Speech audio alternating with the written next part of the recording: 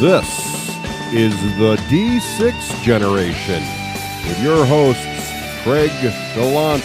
No, cut that. Keep that. Someday it's going to be worth something. Russ Wakelin. You put me in an ATST with frickin' Wookiees attacking me and whatnot? Now you're talking. And Ross Watson in the third chair. Pirate ships, dragons, AT-ATs. It must be the D6 generation. Contribution from Total Fangirl Vampires do not sparkle. and our loyal listeners. Are you crazy? That's like 400 hours of gamer nonsense. Welcome to another edition of Rapid Fire, the roundtable discussion of all things gaming. Come to the speed of a sneaky Eldar Git on some kind of Xenos combat stim, making a sprint for a security checkpoint. Today's edition is brought to you by all of our fine friends over at Patreon, the men, the women, the boys, and the girls that keep the lights on and help us be not so horrible episode after episode after episode in their multitudinous legions. I'm Giggling and Nerding, your host today. Our panelists are Russ Ulriel Ventress Vakelin. See what I had to do there. And the master of the 41st millennia, the lookout of the lore, the keeper of the keys, and the man behind both the glory and the wrath, Ross Constantine Valdor Watson. See what I had to do there. Ooh. Let's begin. Issue number one. Wrath and glory, two words synonymous with, well, nothing really, not together. I mean, anger and splendor, rage and wonder. Basically, you're really angry, and yet you're really doing grand. It's a bit of a mixed message, no? A bit of coming and going, odds and ends, or is it that you can forge on through your wrath and gain glory, or maybe you can suppress your wrath to the greater glory of some amorphous... I don't know. It doesn't sound that much fun. On a scale of 1 through 10, with 1 being wrath and 10 being glory, how would you rate starting your life of public service in the light of the Emperor as a window washer? Routine Russ. I'm going to go with 4. Rough Ross. Negative 1,000. Oh, he got me. 1,000 is farther even than I went. Okay, Russ is wrong. And Ross just sort of stumbled. You got me. He knew. Yeah, I think he saw right through my guy. Oh, yes. It's bad. Come on, a window washer. Anyway, Russ, a 4. Seriously. Issue number 2, Necrumunda. The word evokes countless chilling images and concepts to anyone who's ever played, knows anything about 40K, or has a passing familiarization with bastardized Latin. Dead world, or death world, or world having something to do with death, or dead. Any way you slice it, and in Necromunda you will get sliced, it can't be good, either for you or for some poor schlub along the way. Question. More commonly understood outside gaming circles is the term necropolis. What is the name of the necropolis just about 12 kilometers northwest of Persepolis in Fars province, Iran? Ruin Russ. A room with a view. Repose Ross. I don't think this is correct, but it's Luxor, I'm guessing. No, Luxor would be in Egypt. This is in Iran. Nakshi Rust Am. Come on. Jeez. Tip my tongue. Tip of Issue my number tongue. 3. The two primary approaches to world creation for an in-game universe could be described as narrative or directed and wide spectrum, or the sandbox approach. In narrative world building, stories move the history of the world forward. Characters advance and die, and the grand sweeping situation changes from one update to the next. In the sandbox approach, the world is created and then left more or less stagnant, a backdrop in which an endless array of stories with slightly less grand scope can take shape, resolve, and move on. Question. In countries more closely aligned to Mother England in their culture and heritage, what is a traditional American sandbox referred to as? Refuse Russ. A play pit. Real estate Ross. Sand pile. Oh, so close, Ross. It could have been a 50-50 split. Instead, you're wrong. It's sand pit. It's sand pit. Sand pile actually sounds like something you could play in. Sand pit.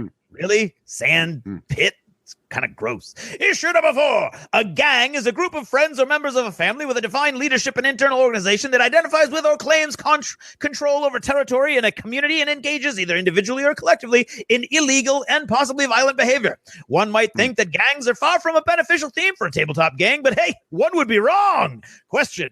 According to the Statistic Brain Research Institute, is that on Necromunda? It could be. How many active gang members were there in the U.S. in 2017? Reagan's Colts Russ. I'm going to go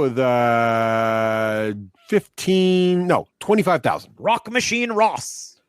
Geekly, I'm going to go with 125,000. 125,000. Ross, I'm not good at math, but I'm going to say that's wrong. 1,150,000 active gang members. Do you have any idea how many credits that would cost? What would the gang rating be of that one particular group? Anyone?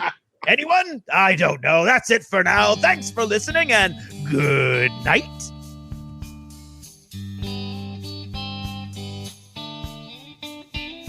This episode of the D6 Generation is brought to you by Battle Foam, protecting your army so you don't have to. And the War Store, bringing the war to your door since 1999, and that is for a decade or more.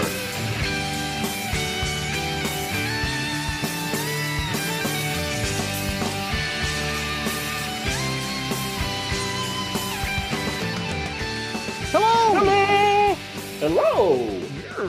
Hey, and welcome to episode 233, Craig, That just sounds big at this point.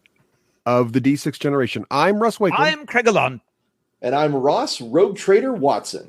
Rogue Trader Watson. That is dangerously Nice. close to Hollywood territory. Well, I feel like when you've been on the show as many times as Ross. give himself a nickname. Yes. You just sneak the nickname in there. I see what he did there. That was very impressive, Ross.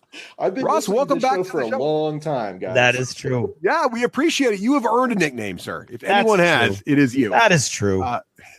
And of course, longtime listeners will know that Ross has been on the show quite a few times, and we're always excited to have Ross back on the show. International 40K Man of Mystery That's right. is pretty much a fair assessment. That's true. That works too. Yeah, so Ross, of course, longtime listeners will know Ross was Fantasy Flight guy, GW guy, pretty much worked on all kinds of crazy 40K RPG goodness. And of course, he's got a new 40K RPG coming out right around the corner, right, Ross? That's correct. Yeah, Wrath and Glory. So we're going to talk about that, catch up with Ross, what he's been doing lately. And then we got another game here, a little bit of a thing from GW. It's got a little bit of history to it. What's that one called, Craig? That might or might not be called Necromunda, Russ. Yeah, so we figured we'd talk about the new, brandy new, just recently launched Necrumunda, hot off the presses from Games Workshop. So Yes. we'll do that as well. Mm-hmm. But before we get all there, we should probably talk Yes. about what we did in the last time that we ran into Ross here, which actually wasn't that long ago. We bumped No. into him at the Dunkin' Donuts in the center of the universe there, Craig. Yep. Do you remember, Ross, do you remember what we talked about when we ran into you at Dunks? Yes, in the Dunkin' Donuts at the center of the universe, we were discussing a different universe, the universe of Warhammer 40,000, and the new directions that the fluff and the narrative seem to be taking there. Yes. Exactly. And that was a great conversation, actually. It was Really it was a interesting. fun article that we had it on too, and that's It did. And so, Craig, if people want to listen to the Lost Chapters, let's talk to Ross here at the Dunkin' Donuts in the center of the universe. Yeah. How might they go about doing that? Well, the easiest way, Russ, is to become a Patreon supporter of the show. So you could go to the d6generation.com and click on the Patreon logo, and it will bring you right to our little page, which would be great. And basically what you would do is you would kick in a couple of dollars an episode as a sort of a tip to the show and help us keep the lights on and keep the whole thing moving forward. Become a member of the 0.75%, really. And there you go. the best 0.75% there is.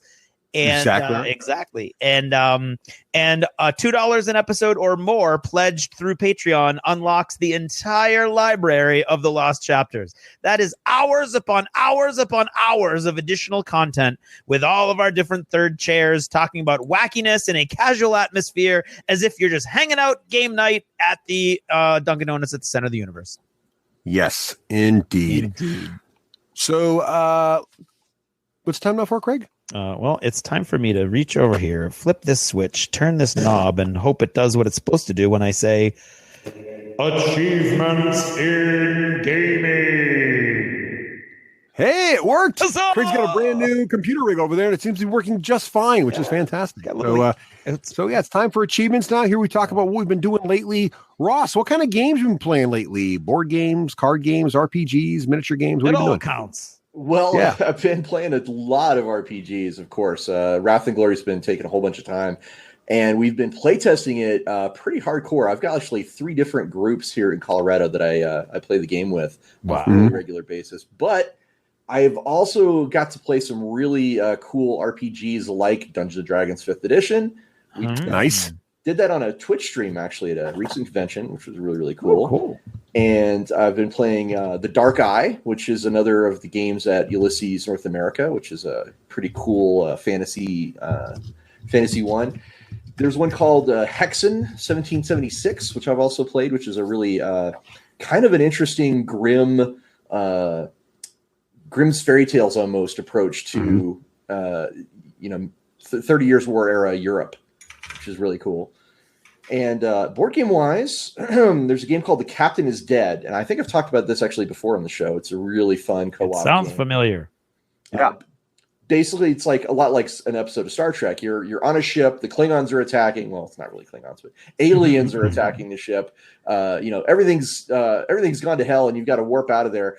And the captain is dead, and that's the situation when you start playing the game. And that's where everything begins. That's where the game begins. It's super awesome. fun. And there's another game. Okay, I'm kind of like Craig. I don't really get into a lot of drafting or deck building types of games, but there's always a but. Yes, there's a game called Venom Assault, which has kindled an appreciation for me in drafting and deck building games, because Venom Assault is a co-op deck builder game, and it's got a very 80s action cartoon style, not unlike that of a certain elite, highly trained special mission force. Oh, yes. Put in prison for a crime they didn't commit? No, they're fighting against a terrorist organization determined to rule the world that's got a... so knowing is half the battle. Yeah. Damn, how did I miss that? And so Venom Assault is... Venom, Craig. Oh, Venom Venom. Assault. There you go. Venom Assault. See what we did there? Yeah. It's got a great theme to it, and the missions are right out of your 80s childhood, which is awesome. And that's awesome. Yeah, big fan of that. So that Venom Assault was a really fun board game to play. That sounds like fun. Sweet. That sounds like a lot of fun, actually. Is the art on the cards sort of reminiscent of Saturday morning cartoons? Oh yeah, absolutely. I mean, you guys, cool. The artwork has got to be seen to be believed, because it's right. Absolutely like dead on for that particular feel and approach. They've got a Kickstarter going right now, actually, for an RPG version of it called Freedom Squadron. Nice. How would you like to have your own code name? And, I mean, code name Venom Assault. I've got a character called Skipper. I'm a sea specialist for that game. I love it. Yeah, it's pretty great. That sounds excellent. Very cool. Craig, how about yourself? What have you been playing lately? How about me? Well, it's been a while. So I had a couple of my casual board game friends over. A teacher friend and his wife, and we played Betrayal at House on the Hill got back on the table, and that was fun. And of course, that's a hit or miss kind of, because if the haunt goes wrong, then it's just a long, boring slog. But this was a lot of fun, and thankfully, it also is very awkward when the people who are playing it for the first time are the bad guys. But I was the bad guy. And it really came down to I had killed everybody but Karen, oddly enough, and I was my friend. Yeah, I killed Karen first, because it would be a bad host to kill the other people first. And I was tracking down my friend Mark. And I think he killed me in the end, and they won. So that was a lot of fun for everybody. And then they wanted to leave, and I was like, no, we must play one more game. So we played Small World, which is as awesome as I remembered and really lives up to my memory, which is great, except that it's not nearly as short as I thought it was. But it can be short. It can be short, but it wasn't. Although they didn't mind at all, because they really enjoyed it. And then everybody was gone one week in the central core group of our gamer group. But the historical guys had invited me to a different store, and they were playing Hail Caesar. So I played the first half of a Hail Caesar game, and I think you would like it, Russ, because it is considered to be the genetic successor of War Master. Ooh, you got me interested now. So it was very intriguing, except that I didn't really I didn't understand how one side, I had 20 archers in a unit, and the other guys had 10 archers, but they were the exact same unit. So they were all throwing the same. So it was kind of weird. And my understanding wasn't really, I wouldn't say I know at all how to play Hail Caesar, but I got kind of an idea, and it's sort of cool.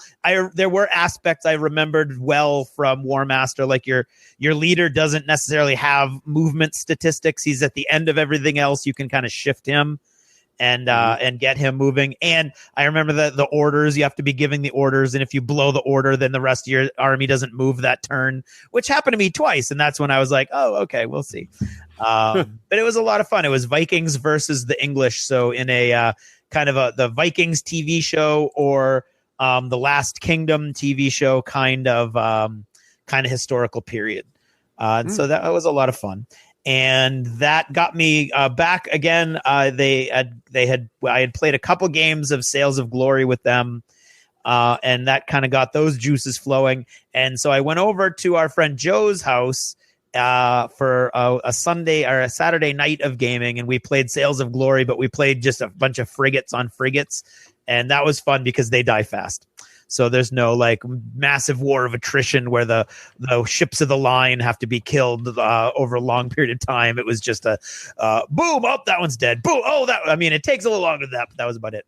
And then Necromunda, I have been playing the heck out of Necromunda. I wanted to play in the Zone Mortalis, the 2D version of the game. So our friend Ian and I played that, and it did not really sort of whet my appetite for, or it didn't sate my appetite, I should say, for Necromunda for reasons that we'll talk about more in the review. Then again, I did play it over Joe's, and Pete and Joe, we all played, and that was a lot of fun. I got all of my old terrain out, not old, but the terrain that I got for Shadow War Armageddon and then 40K, and I have a giant, massive amount of that. You can check out the Twitter feed for a lot of pictures on that game. And then coming at home, we've been snowed in for almost a week and a half now. And so Reese and I have actually played Necromunda twice, and he's really enjoying it to the point where he asked if we could start a campaign. So yesterday we started a campaign, and he wanted to play with my old Delac gang. So I kind of had to put that together. Cannot for the life of me find my Delac leader. So they're being led by an Escher gang leader who I repainted as a commissar. So she at least blends in with the black cloaks or the black coats. Reese, with the typical imagination of a 7-year-old, named his gang the Coats. So that was fun. And he could not fail a bottle test to save my life, literally. And we each had 2 models left. The game just ground down, which doesn't usually happen. It was a lot longer than most games I've seen. And then he was just rolling 1s and 2s for his bottle test. I failed, and my guys just started running, and so he won, which he will spare no time to tell anybody who will listen. And then he also, I guess it's big if you watch these YouTubers playing games a lot. I don't think it's new. I think it's been around for years. But this whole would you rather game scenario where would you rather have to eat a family member's eyeball or have to eat your own leg? That kind of really an intellectual discourse. Ooh. And deep intellectual discourse. Indeed. But we have a party game based on that's probably 20 years old that Reese found. So he wanted to play that. So we played that. And that was like a really pathetic way to end my achievements. So anyway, that's it. What about you, Russ? Well, February break just occurred, and over the course of February break, we took the liberty of, my wife had a automotive journalist trip. So while she was gone, the girl is Uncle John and our cousins free because we could just do a sleepover and play D&D for 2 days straight. That was pretty much what we did. So nice. My brother had been threatening to start his own campaign, and so we did that. So for the first day, it wasn't really 2 days straight. It was the first half of a Monday and then the morning of the Tuesday. We had a sleepover in the middle. So on the first day we played his, and it was great. We kicked it off, and he did a great job. And it's been fun because I've been running, the campaign I've been talking for a while, Tyranny of Dragons, and it was really, it's been set in the Sword Coast. So all the classic locations and kind of getting the kids who've never played, that was their first campaign set into the classic setting. My brother is really into his big shtick so I like to, as a DM, I like to DM and actually do the interaction with the players. I don't have the time to spend hours and hours of world building and all that stuff. So I generally run with canned stuff, and then I just tweak it, add a few little surprises. My brother loves to build ground up, like everything, his own calendar, his own world, his own religious sects, like the whole thing. So he's doing that with this, and it's a joy to watch because he's really good at it. So we got to do that. That was a lot of fun. I am playing and the other thing is, so you'll love this, Ross. So I don't know if you had a chance to look at the new Xanathar's Guide. Xanathar's Guide to everything. Yeah, Xanathar's Guide. I love Xanathar's Guide. My favorite part of Xanathar's Guide is they took the cantrip concept and made it magic items out of it. So my level 1 character has a Cloak of Billowing, which I was so passionate about getting that I talked to my brother about it, and he made it part of my character's origin story. So I had this cloak, and the Cloak of Billowing, all it does is at will. It billows behind you dramatically. That's awesome. I love it's that. awesome. So it's great because I have this thing where like my character is like super arrogant. He's a gnome. All right, ready? He's a gnome who dreams of becoming an arcane archer someday because he grew up as a forest gnome and always was amazed by the elven archers. So he has this aspiration to be an amazing arcane archer someday. But my shtick is, he doesn't really have the magic ability elves, so he's able to eventually do the arcane archer stuff, but he does it with gizmos instead of actually, magic. But as he's doing this, like he's all like full of arrogance. And so these bad guys are attacking. They're way overpowered, way more powerful than us. And obviously we're supposed to run from these guys. But my guy's like so arrogant. He's like, no, you shall none. It's Namfoozle Boondiggle's his name. None shall cause slavery in the sight of Namfoozle Boondiggle. And then, of course, his cloak billows. That's gorgeous. You've really inspired me with all of your D&D stuff that you've been up to. I've been listening to the show, ever since I got back. And with all your crazy, I have an alternate party, and then they got frozen. You have all these really cool ideas, and it has really inspired me. My friends have hooked me into running a D&D game. I'm just starting it out. We haven't actually played yet. I'm building all the stuff for it, and I'm also going to the Sword Coast. I'm doing it in Hereford. And I'm already trying to find ways to take some of the Russ Wakelandisms and see if I can put them into my campaign at some point. Well, that's fun. I'm so glad. That's high praise right there. Well, what's fun about it, I'm really flattered, Ross, because I like I mentioned, the few times we've been to play together, I've had an absolute blast in your campaigns when you're the DM. So one of the things that's a lot of fun is when you get lucky, it's amazing. So I had these moments where my character did stupidly crazy things, but kept rolling perfect scores. And so my guy was like rolling natural 20s, look great. So then just to highlight that point. So then the next day we're running my campaign. And one of the things, Ross, I love about being in the Sword Coast is like, I was like, okay, I wanted to add this little element where one of the complaints in the second half of Tyranny of Dragons, the second book, is that there's so many unexplained things that happen. So I like to try to add better results to make it more, to kind of give more backstory, like the one I mentioned last time with the second party and sort of a backstory scene. So this time I wanted to give the characters an actual chance to capture one of the dragon masks. Oh, but so because in the one of the subplots, a little bit of a spoiler here, one of the subplots, you go after this one major character and he's lost one of the dragon masks. So he's doing all the scrying to find the dragon mask, and you catch him and he scryed it, and you do all this giant thing to catch the guy, and the end result's supposed to be, and the bad guys already got the mask back and he doesn't have it anymore. So it's kind of a dead end. But I decided that was boring. So instead I decided that he scryed that there was going to be a transfer taking place back in Waterdeep. And so what was great was I needed a setting for that. I needed like a really detailed inn that I could plot around, because I like to give the party like a tactical challenge.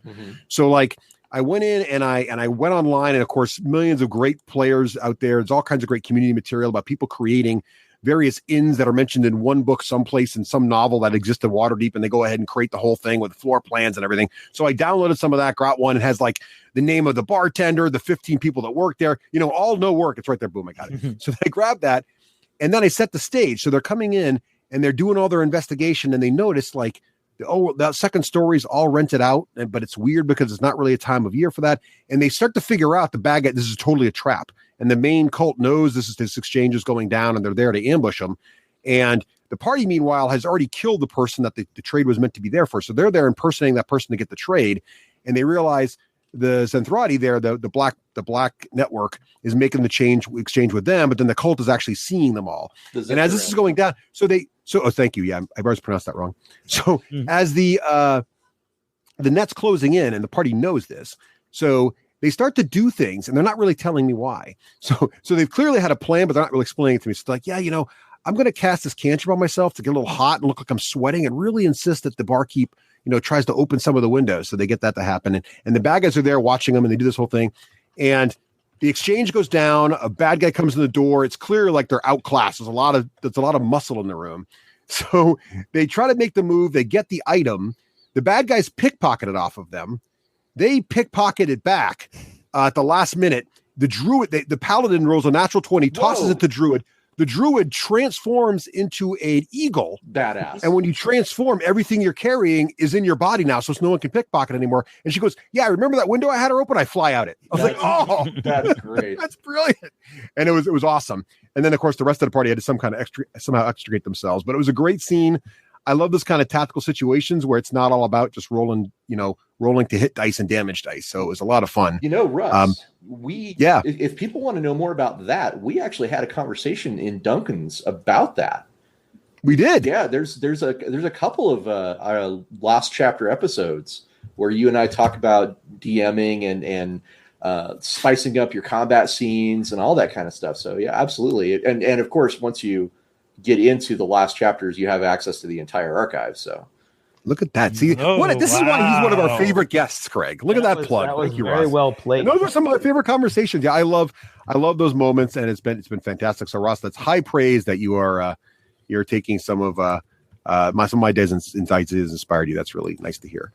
Well, all right. What about party? Obviously, a great bunch of players. So yeah, no, they are a lot of fun, which is part of the thing. So modeling, what have you been building and painting lately, Ross? What are you working on? Well, not an awful lot, unfortunately. Been moving kind of internationally and designing a brand new game from the ground up. But one of the advantages of working on this, I do get a lot of material from Games Workshop, and I have the new objective markers. Oh, cool! In the box still, unfortunately, but I'm looking at them and thinking, man, I sure would like to paint those. Yeah, they are cool. They are cool. And there was a D6G review of something called Company of Iron, and I was like, yes. that's our fault. My bad. That sounds pretty amazing. So I'm definitely going to get into that as well. Oh, nice. So cool. Future plans. That's good. Okay, we'll take it. Future counts. How about you, Craig? I've been busy. I finished those elves, so the Rune Wars armies are all done. There's 4 Rune Wars armies now, again on Twitter, so in case you wanted to see those. I've been doing a lot of Sector Mechanicus terrain for Necromunda. I picked up a bunch of those plasma. I can't remember what they're called, but they're like big batteries, and they have a little bit of walkway attached to them. So I have 6 of those now so that I can have walkways on 2 different levels, and I've made a bunch of ladders that connect all the different levels. So I'm very excited about that. I actually put in some of my Mantic industrial stuff. I put that together in a way where I put a bunch of gubbins on there to make it sort of match the more elaborate Baroque 40K terrain. Do you have the hemotropic reactors? Are those the circular ones? I think so. Yeah. Yeah, I have 2 of those from a while ago, but these are new plasma generators. They look like big giant generators. Well, the hemotropics are cool because they run on blood. Oh, maybe I don't have those. Or at least mine aren't painted as if they run on blood anyway. Okay. But that's cool.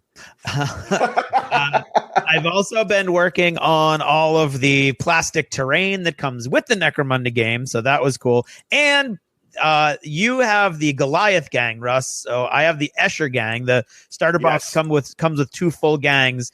So I've been working on the Eschers and the Orlok gang. So that's 20 gangers, and they are almost done. So if you look at the Twitter feed, D6G Craig, you'll see them as they are works in progress, slowly getting done over time.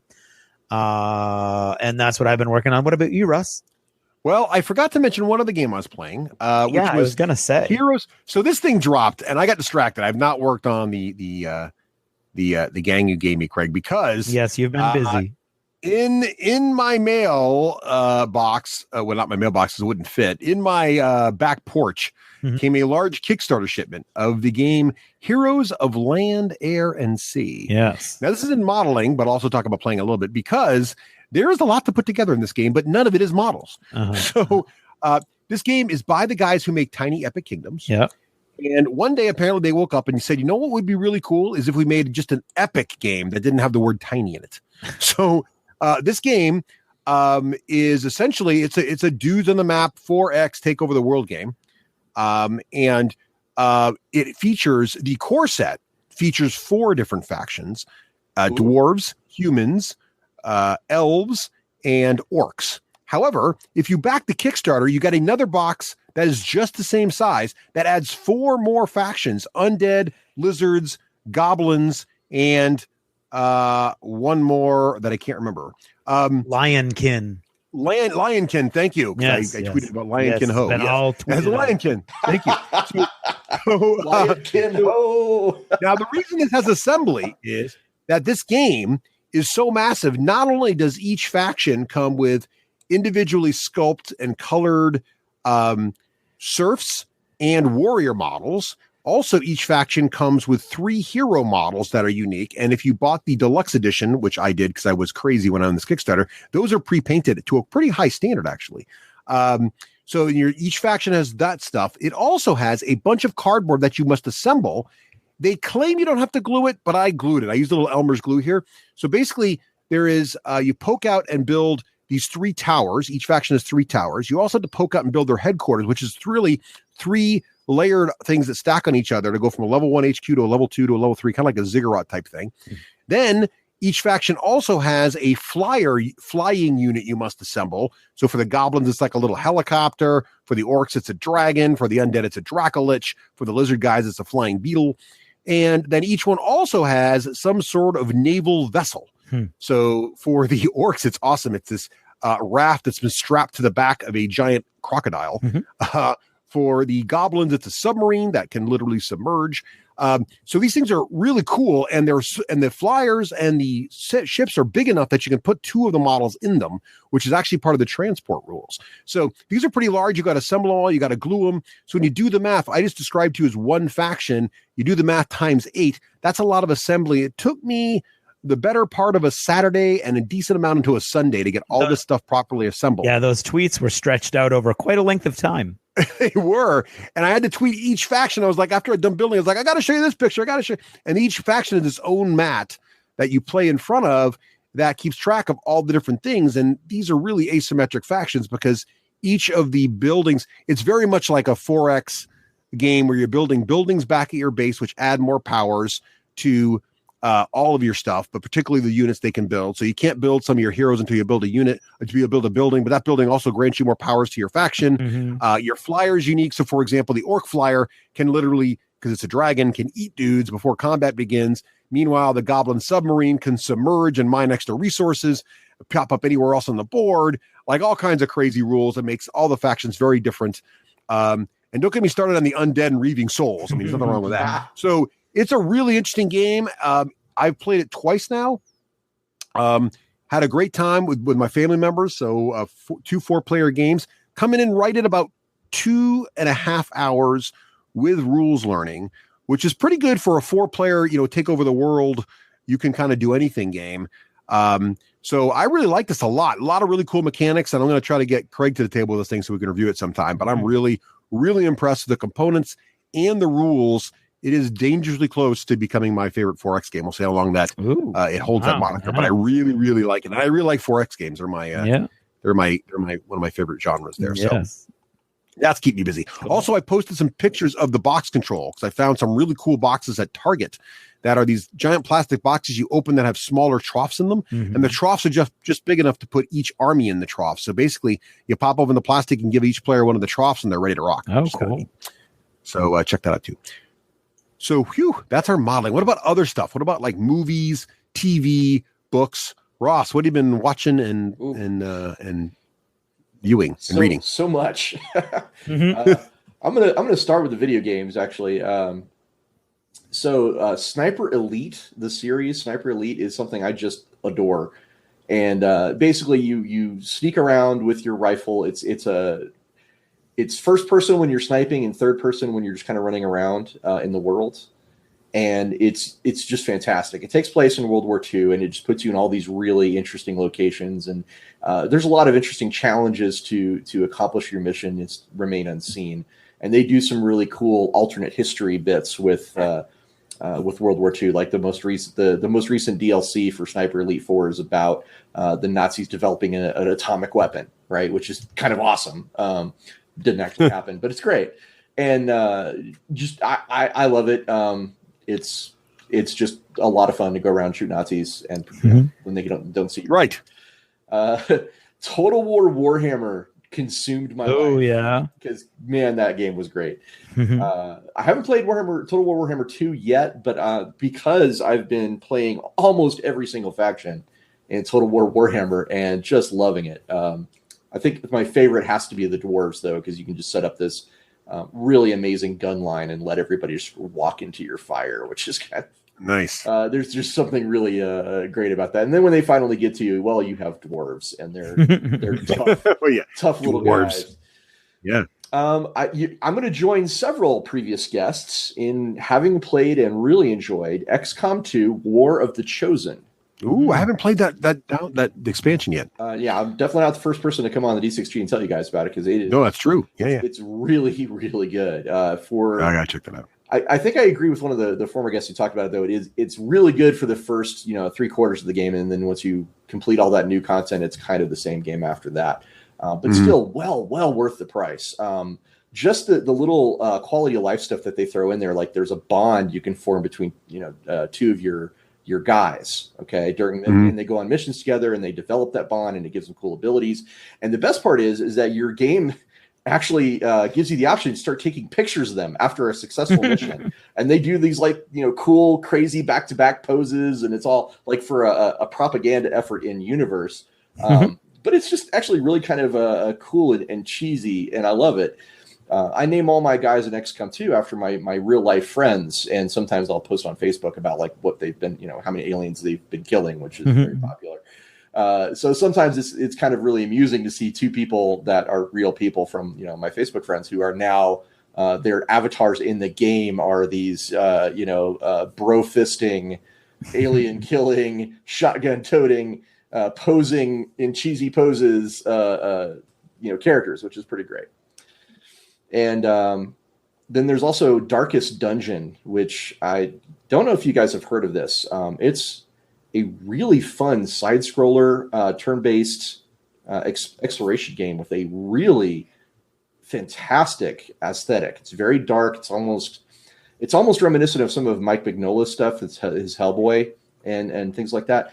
But it's got this really just really great visual aesthetic to it, and it's also punishingly hard. So if you enjoy a game that makes you really work for victory, this is your game. If you think you would get frustrated and walk away from it, I would recommend you don't get into it because it is that hard. But it is super fun, and I played the heck out of that. And man, I got to tell you, I've been looking forward to this particular section for quite a while because I know you guys love reading great books. Yes, so do I. I do. And I have found some really awesome ones since the last time I've been on the show. I'm making notes. Good thing they're all written in the show notes. I'm going to save these. Yeah, you do. I totally think you do. The Super Powered series by Drew Hayes is just awesome. It's okay. If I had to sum this up in one sentence, it really wouldn't do it justice, but it's basically Hogwarts with superheroes. It's everything you ever wanted to see in training young powered people to be superheroes when they graduate. And it's just really well done. The storytelling leads all these characters in and out very well. Basically, I've read everything Drew Hayes has written, and I love it. But Superpowers is... Now, is it young adult, or is it what's the target audience for this? It's a good question. I don't know. I mean, I would say it's definitely it feels like an adult's book, but there's not actually any explicit. Right. I really wouldn't worry about giving it to say a teenager, but I would say it didn't feel like young adult to me. But that doesn't mean I don't love young adult. Actually, John Flanagan's Brother Band series is a young adult series that I think you would really get into. It's very it's very cool. It's basically sort of a fantasy band of Vikings that go on adventures together, and it's mostly boys with one girl, and they go out into the world and engage with a lot of cool things from history in this alternate sort of fantasy setting. But you can clearly see what they're based on, like Carthage or Constantinople or the Barbary Pirates, and it's just you're like, oh, that's really cool. That sounds awesome. Nice. There was a series I introduced to you, Russ, the Legacy of Dragons by Jack Campbell. Yes, I like that. Which is also a young adult. The Mage and Mechanic books. He's got a new trilogy out, The Blood of Dragons, which is the follow up, and that's not bad. I'm enjoying that quite a bit. Cool. But more than that, I would say there's a couple of books about mages that you guys should check out. But one is called A Murder of Mages by Marshall Ryan Maresca, who's a... Is that like crows? Do they travel in packs? No, it's a murder, as in it's a murder. It's actually a murder investigation. If you can imagine in your head a buddy cop story in a fantasy city where mages are getting killed, that's what this book is. Wow.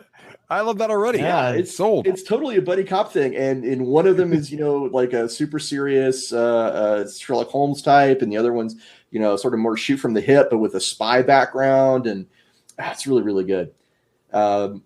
Marshall Ryan Maresca writes a lot of really good stuff. Again, he's one of those authors I've read just about everything he's written. But if I had to point you to one book to just say this is the one you should read, it's A Murder of Mages, because it's got one of the best starting places of any of the books I've read in a long time.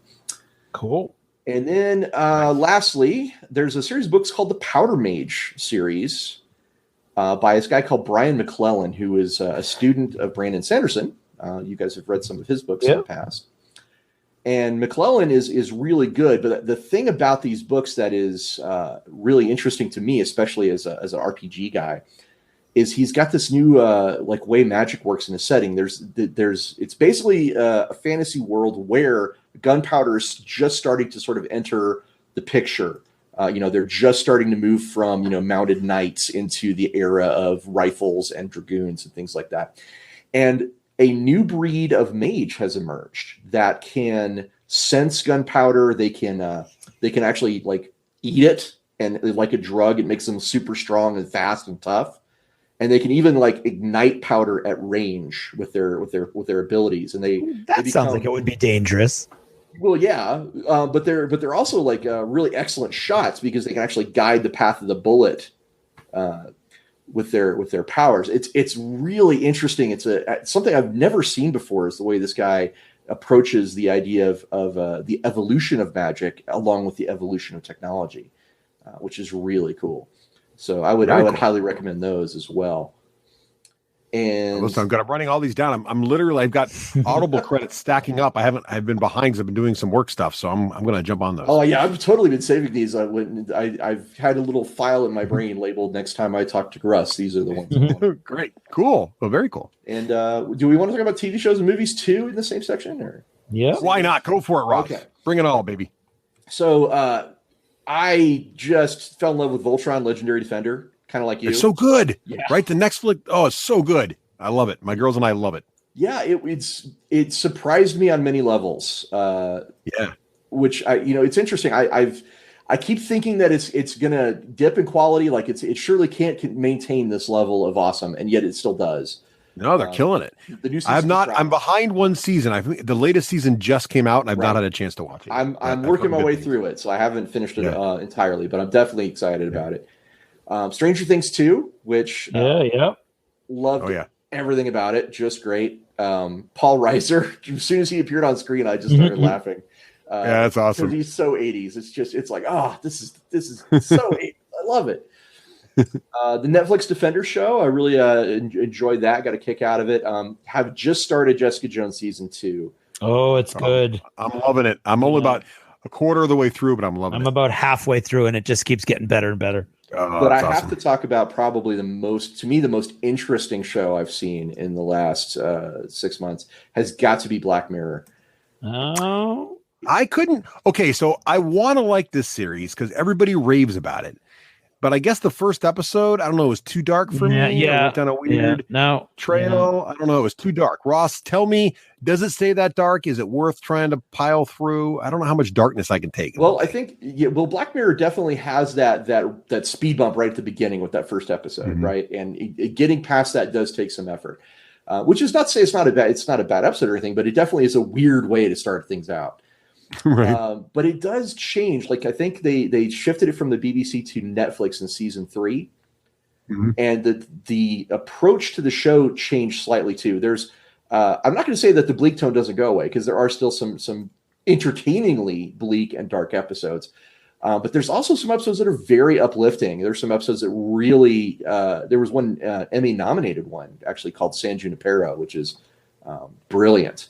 And one recently in the most recent season called Hang the DJ, which is really, really well done as well. I love the way it looks at technology and says, what is a dating app going to look like, 50 years from now? How does social media affect, our world? It to me, it's very much like a descendant of the Twilight Zone, in that we look at our world slightly differently after. That's what I've heard, and I love Twilight Zone. And a lot of my tech friends tell me there's some really cool sort of moral questions around technology and stuff. And I'm like, I would like it, but the first one was just so dark. Maybe I have to. Should I just skip the first? Do you need to watch them in order, or are they just sort of like Twilight Zone? I would second Ross's point, because I had a lot of time to watch TV over vacation, and I watched. I'll talk when it's my turn, but I ended up watching a lot of Black Mirror, and I will say there are some really, really good ones. I'll just second Ross's point. I think you should, at least, Russ, kind of check online sources and take a look at the higher rated episodes. Okay, because there are some dogs in that list, but there's some really neat stuff. All right. Well, yeah, it definitely does have some very different tones, but again, kind of like Twilight Zone, they're episodic. They're not really connected to each other, and you can watch one and not miss much out of the others. All right. And then there's some movies. Okay, so I am dying to talk at length about Black Panther. We'll have to do this at some other time. I'll just say we have to do another Lost chapter. Yeah. You know what we should do, Craig? What's that? Since we're going to Adepticon, we should do an extra segment with Ross somehow and record Black Panther with him, because that would be awesome. Yeah, we should talk about if he can take the time, that would be great. Figure that out. I've always got time for you guys. We'll figure it out. But Black Panther was so powerful and so entertaining and so well crafted as a film. I was just enjoyed every second of it. I watched it twice, and I would love to go back and see it again, because it was just really, really well done. It's such a fantastic film. The vision. It was not that well crafted. Would that be Wrinkle in Time? A Wrinkle in Time, but just no spoilers. Just throwing that. I haven't seen that. Mistakes were made. Let's just say mistakes were made. Sorry, go ahead, Ross. Well, I don't want to gush too much more about Black Panther, but the vision of Wakanda itself, it was so like something. Oh yeah, absolutely. I'm with you on this. Yeah.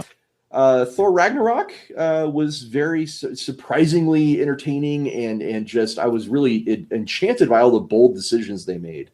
No, I liked Thor Ragnarok, but my daughters have a critique, and I don't think they're wrong.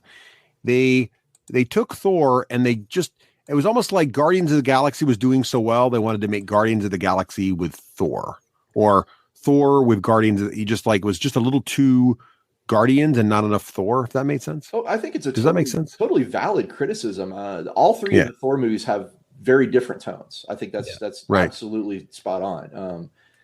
That being said, there was a lot to like in Thor Ragnarok, and I thought it was a fun film, but I see their point. Yeah.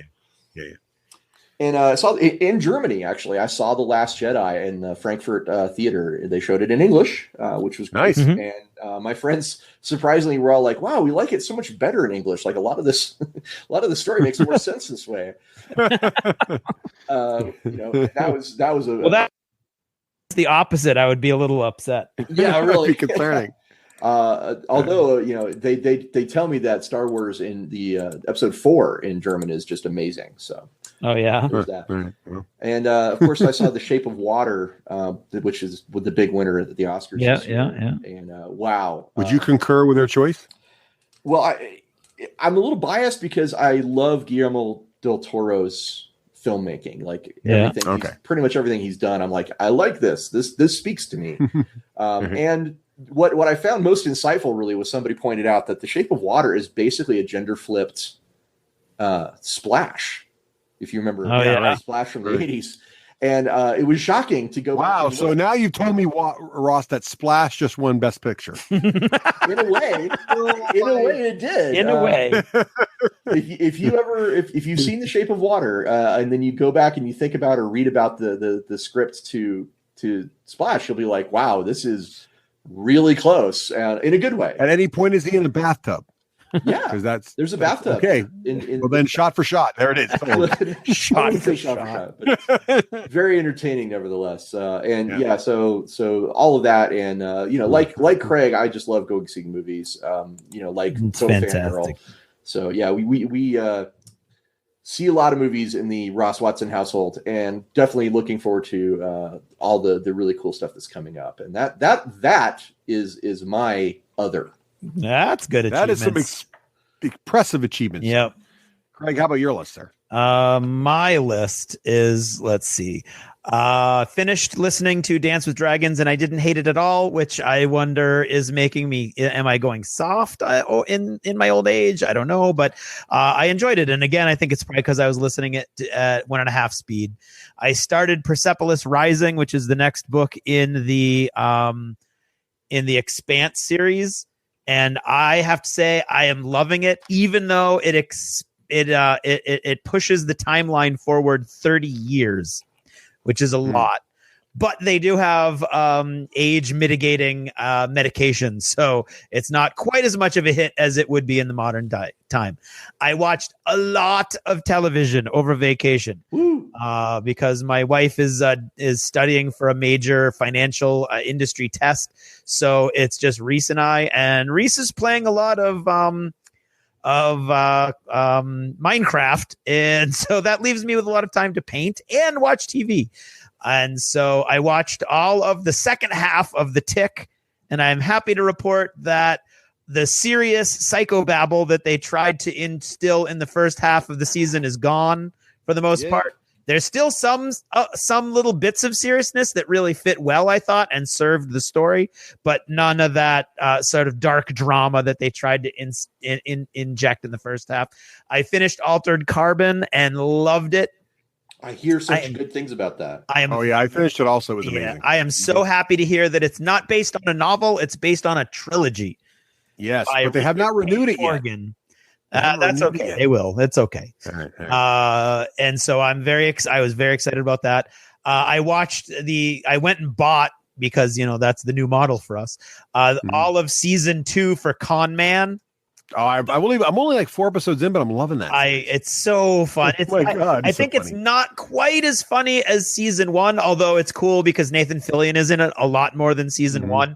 Although I don't think you can beat the episode with Of Mice and Men the musical.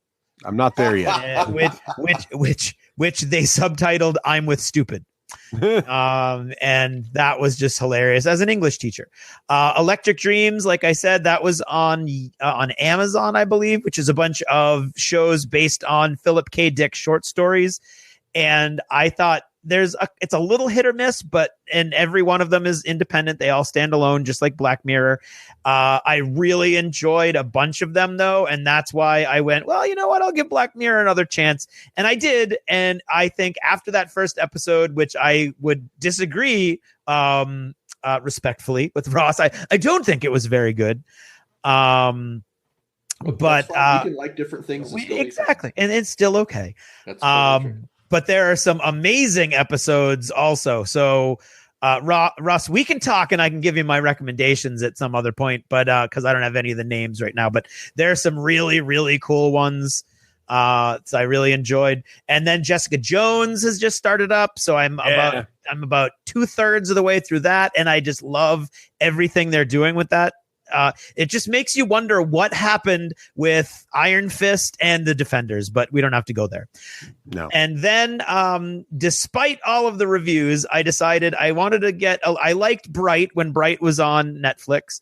And so I thought, you know what? I was good. So I was going to give Netflix a couple more chances. So Cloverfield Paradox, I watched that. And it's not as bad as I thought most of the reviews indicated.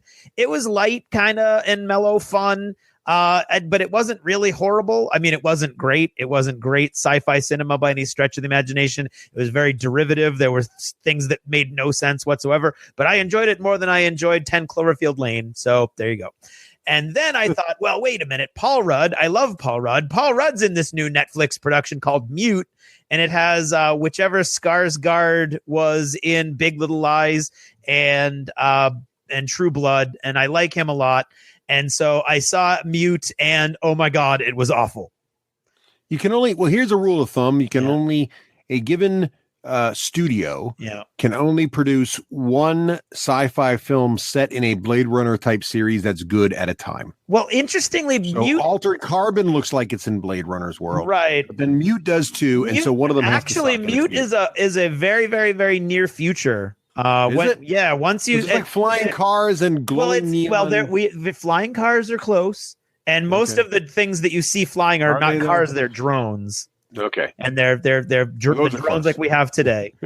And so it's like a neat world that they've created, and it's a neat political environment that they've created. But the story is ridiculous and just all over the map.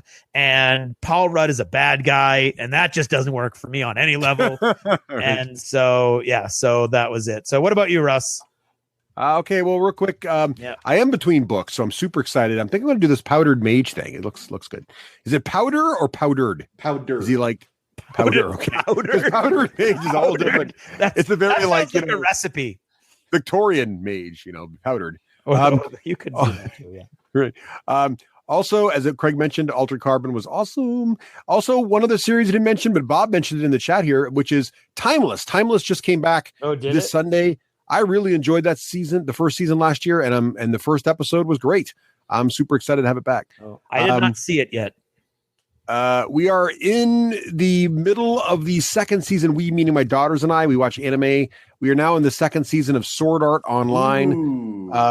So the first season of Sword Art was fun. The second season supposedly not as good. Yeah, you got to struggle through this one, Russ. We're muddling through it. We're also watching. That's my youngest daughter is ahead of us, so she's in the third season, and she said, "Yeah, the third season is great. You just got to get through the second." We're also watching Full Metal Alchemist. Really, really enjoying that. Thanks to that, and also it's All Wrinkle in Time. Terrible, but wow! Don't pull a punch, man. I like the book. I like the book a lot. I hear the more you like the book, the less you're going to like the movie. I don't know. I mean, the book's not exactly like super deep material, and it is sort of like, love saves everything kind of thing. It's a very, but the movie, I don't know. I don't even get me started. Okay. So meanwhile, a good movie, the new Jumanji movie. Oh my God. That movie's great. Agreed. Oh my God. Was that a great film? Yes. That was so There's great. a reason it was like in the top 5 for months upon months upon months. It was second only to Star Wars when Star Wars came out. It was like they were up against Star Wars. What are you going to do? Yeah. But it was great. And we literally just came out. We noticed it was downloadable like we got back from Wrinkle in Time, and we were so like, you got to have a palate cleanser. And we're like, this is great. This is like a good fun movie. Man, it was a lot of fun on a lot of levels. I wasn't expecting much out of it, but it really delivered, especially Jack Black and The Rock's performances. Everybody was great. All the acting was great. Everybody Amy Pond was wonderful. Yeah. Everybody was really, really good. And you're right. Jack Black was insane. He was really, really good. But the whole thing, I mean, I loved all the there's so many little subtle and not so subtle homages to video games in there and gaming in general, and just a lot of fun stuff. And a nice little tribute to the first movie. Yes. Yes, exactly. In the video game front, still enjoying Monster Hunter Worlds. And I have to say, I think I mentioned this a while ago, my youngest daughter, for her birthday in February, got a Nintendo Switch. And as part of February vacation, we had some air travel. And so I was sitting with her, my wife, and my oldest daughter were elsewhere, and she had her Switch on the plane, and that was fun. We played Pokemon. There's like a Pokemon Battles game, which is essentially a fighting game. It's like Street Fighter meets Pokemon. And we're playing this game on our Switch, and it's awesome. It's got 2 little controllers that pop apart. We're playing on the plane. We killed like 3 hours on the plane. Didn't even know what happened. It was awesome. So I think Nintendo's got something pretty cool going on there with the Switch. I know I'm late to the party on it, but pretty cool. Oh, they're killing it. And they really are. Yeah. Well, I think is that achievements, guys? It better be. That was a lot of achieving. All right. I'm exhausted just by talking about it. Achieve out.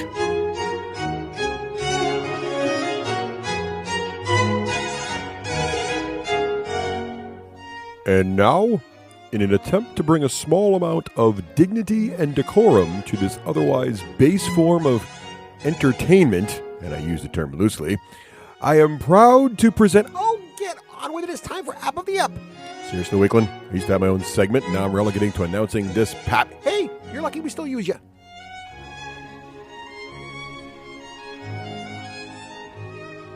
Hey everyone, welcome to another App of the Ep. This time around I want to talk about a game called Into the Breach, available on Steam for all you PC gamers out there. This is a game in a new genre that I like to refer to as the no backsies genre. That is, you can't take any moves back, no backsies. There's several other games like this. I talked about Kingdom New Lands and other games where there's really no way to save and check your progress. There's really no way to undo anything, and actually you die a lot. So this is in that genre, but what's really cool about it is a strategic, tactical, turn-based strategy game. And what I think is interesting about it, though, is Penny Arcade did a review on this, and they called it as much of a puzzle game as a tactical game. And that's probably fair, but I really think it's interesting. So the premise of this game is that you're on this world where there's a bunch of little islands. And when you first start playing the game, you only have access to these three sort of like mecha. One's like a robot, one's like a ranged, indirect fire dude, and one is like a little tank. Meanwhile, giant sort of insectoid alien creatures are invading your city. Or invading the island, and you go out and you pick an island to start defending, and you pick a zone on the island and you start. And when you first play the game, you only have access to these three specific mechs, and you can only start on the first island. But as you progress, if you make any mistakes, so if an alien hits one of the buildings, you lose power, and when you lose too much power, the campaign ends. So very brutally unforgiving gameplay, but it's a lot of fun. And the interesting thing is, even though when you die, you get some coins and you get some points, and eventually that will allow you to unlock different mecha combinations and different abilities. So even though you play again, and the other thing that happens too is if you solve an island, if you make it to the end of an island and survive, then another island unlocks. And the next time you play the game, any island you previously unlocked is still available to start on. So you can go back to the first island and try to get through with more XP. Your guys are all leveling up. But the interesting thing is there's also this little bit of fluff in there that does time travel. So at the end of a mission, when you lose one of your heroes, which pilot you in your mechs that you've been leveling up this particular mission, can time travel back and restart. So one person can progress to the next round the next time you play it. So really interesting game, but I really like it's a little bit of an 8-bit thing, but more current, maybe 16-bit. I love the look of it. I love the music. I really like the premise and the models. Lots of interesting things happening here. So there's different kinds of attacks. It's a grid, right? So there's different kind of attacks that you can use to push guys different ways. The interesting thing too is that the aliens, when they get to go, they just move and they prepare to attack, but they don't attack. You get to then respond and then they attack. And once they predict where they're going to shoot, whether it's your creature's square or whatever, if you move the alien one to the right, his targeted square moves relative to his movement. So you can basically dodge his attack by moving yourself or moving the alien. And you can even move the aliens in such a way that they're attacking each other. So there's some really interesting things you can do, and that's why it's kind of a puzzle game as much as it is a strategy game. But a really interesting game. Brand new. It just came out. Very affordable too. And check it out on Steam. That is Into the Breach.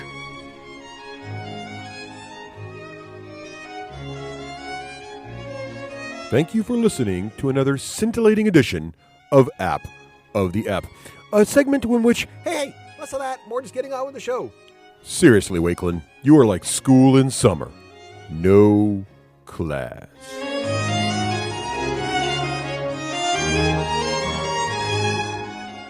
Hey, welcome back. And since Ross is on the show, Craig. Since Ross is on the show, you mean Ross is on the show because? Or because, sure. I like to think that Ross just joins us sometimes. Ross would be here no matter Ross, what. You don't need a reason to come on the show. Well, I really. do love We being just love here, to chat so with you in general. Anytime. Love to be back. But since you're here, and you've been working on this little first of all, you've been working on this project, Wrath and Glory, which we've really got to talk about because it's the latest incarnation of what is now the 40K role-playing game. So we definitely want to talk about that. But I want to get a little catch up with you here. It's been a little while since you've been on the show. You've been bouncing around like the country and the world. What's been going on since last we chatted with you? How many places have you lived now? I've lived 3 different places. I moved first to Phoenix, Arizona, and then I moved to Germany for the last 6 months. And now I'm back. Germany? Yes. Yeah. And well, we're back better to go into delve into the grim dark, I guess. Well, I did acquire a fresh outlook on following the rules and being efficient while I was there. That's right. Okay. The grim darkness of gingerbread and schnitzel. I'm back in Colorado, so that's where I've been. Yeah. So of those Wow. three, which is your favorite Covering place? a lot of ground. Where have you enjoyed living most so far? of your many. You were in Texas for a while too, weren't you? Yeah, I've also lived in Texas. I'm in Colorado to stay now. I'm actually buying a house here. So this. Ooh, look at you! Ooh, look at you! Go. Oh, our boy's all grown up, Russ. Down, Craig. That's excellent. So what's been sort of what's been kind of keeping you bouncing around for all these different places? What have you been doing? Actually, that's all because of my new job, which is the managing line developer for Wrath and Glory for a company called Ulysses North America, which is a division of Ulysses Spiel in Germany. That's why I was in Germany. And that's why I was in Phoenix. And that's corporate indoctrination. Well, it was to work directly with the very experienced team over at Ulysses Spiel. Is why I was in Germany. They have a really strong production, art, editing team over there that does The Dark Eye, or in German, Das Schwarze Auge. And it's a very popular role-playing game. Oh, wait, no, is that Russian? That's Russian. Yeah, wrong language. But yeah, so I worked directly with them, and that's why I was in Germany for a while. They have a great team over there, and I learned some German, learned to speak German, and got to travel the country a little bit. Went back to Finland as well while I was over there, so had a good time. Nice. So how did you get hooked up with Ulysses Spiel? How did that whole relationship get built? Okay, that's an interesting story. So my friend Shane Hensley, who runs Pinnacle and the Savage Worlds guy, basically, he was tapped by them to be the lead designer on Torg Eternity, which just came out, brand new RPG. And Shane and I had worked together on a few things. So Shane tapped me to help him work on Torg, and we did that for a couple of years.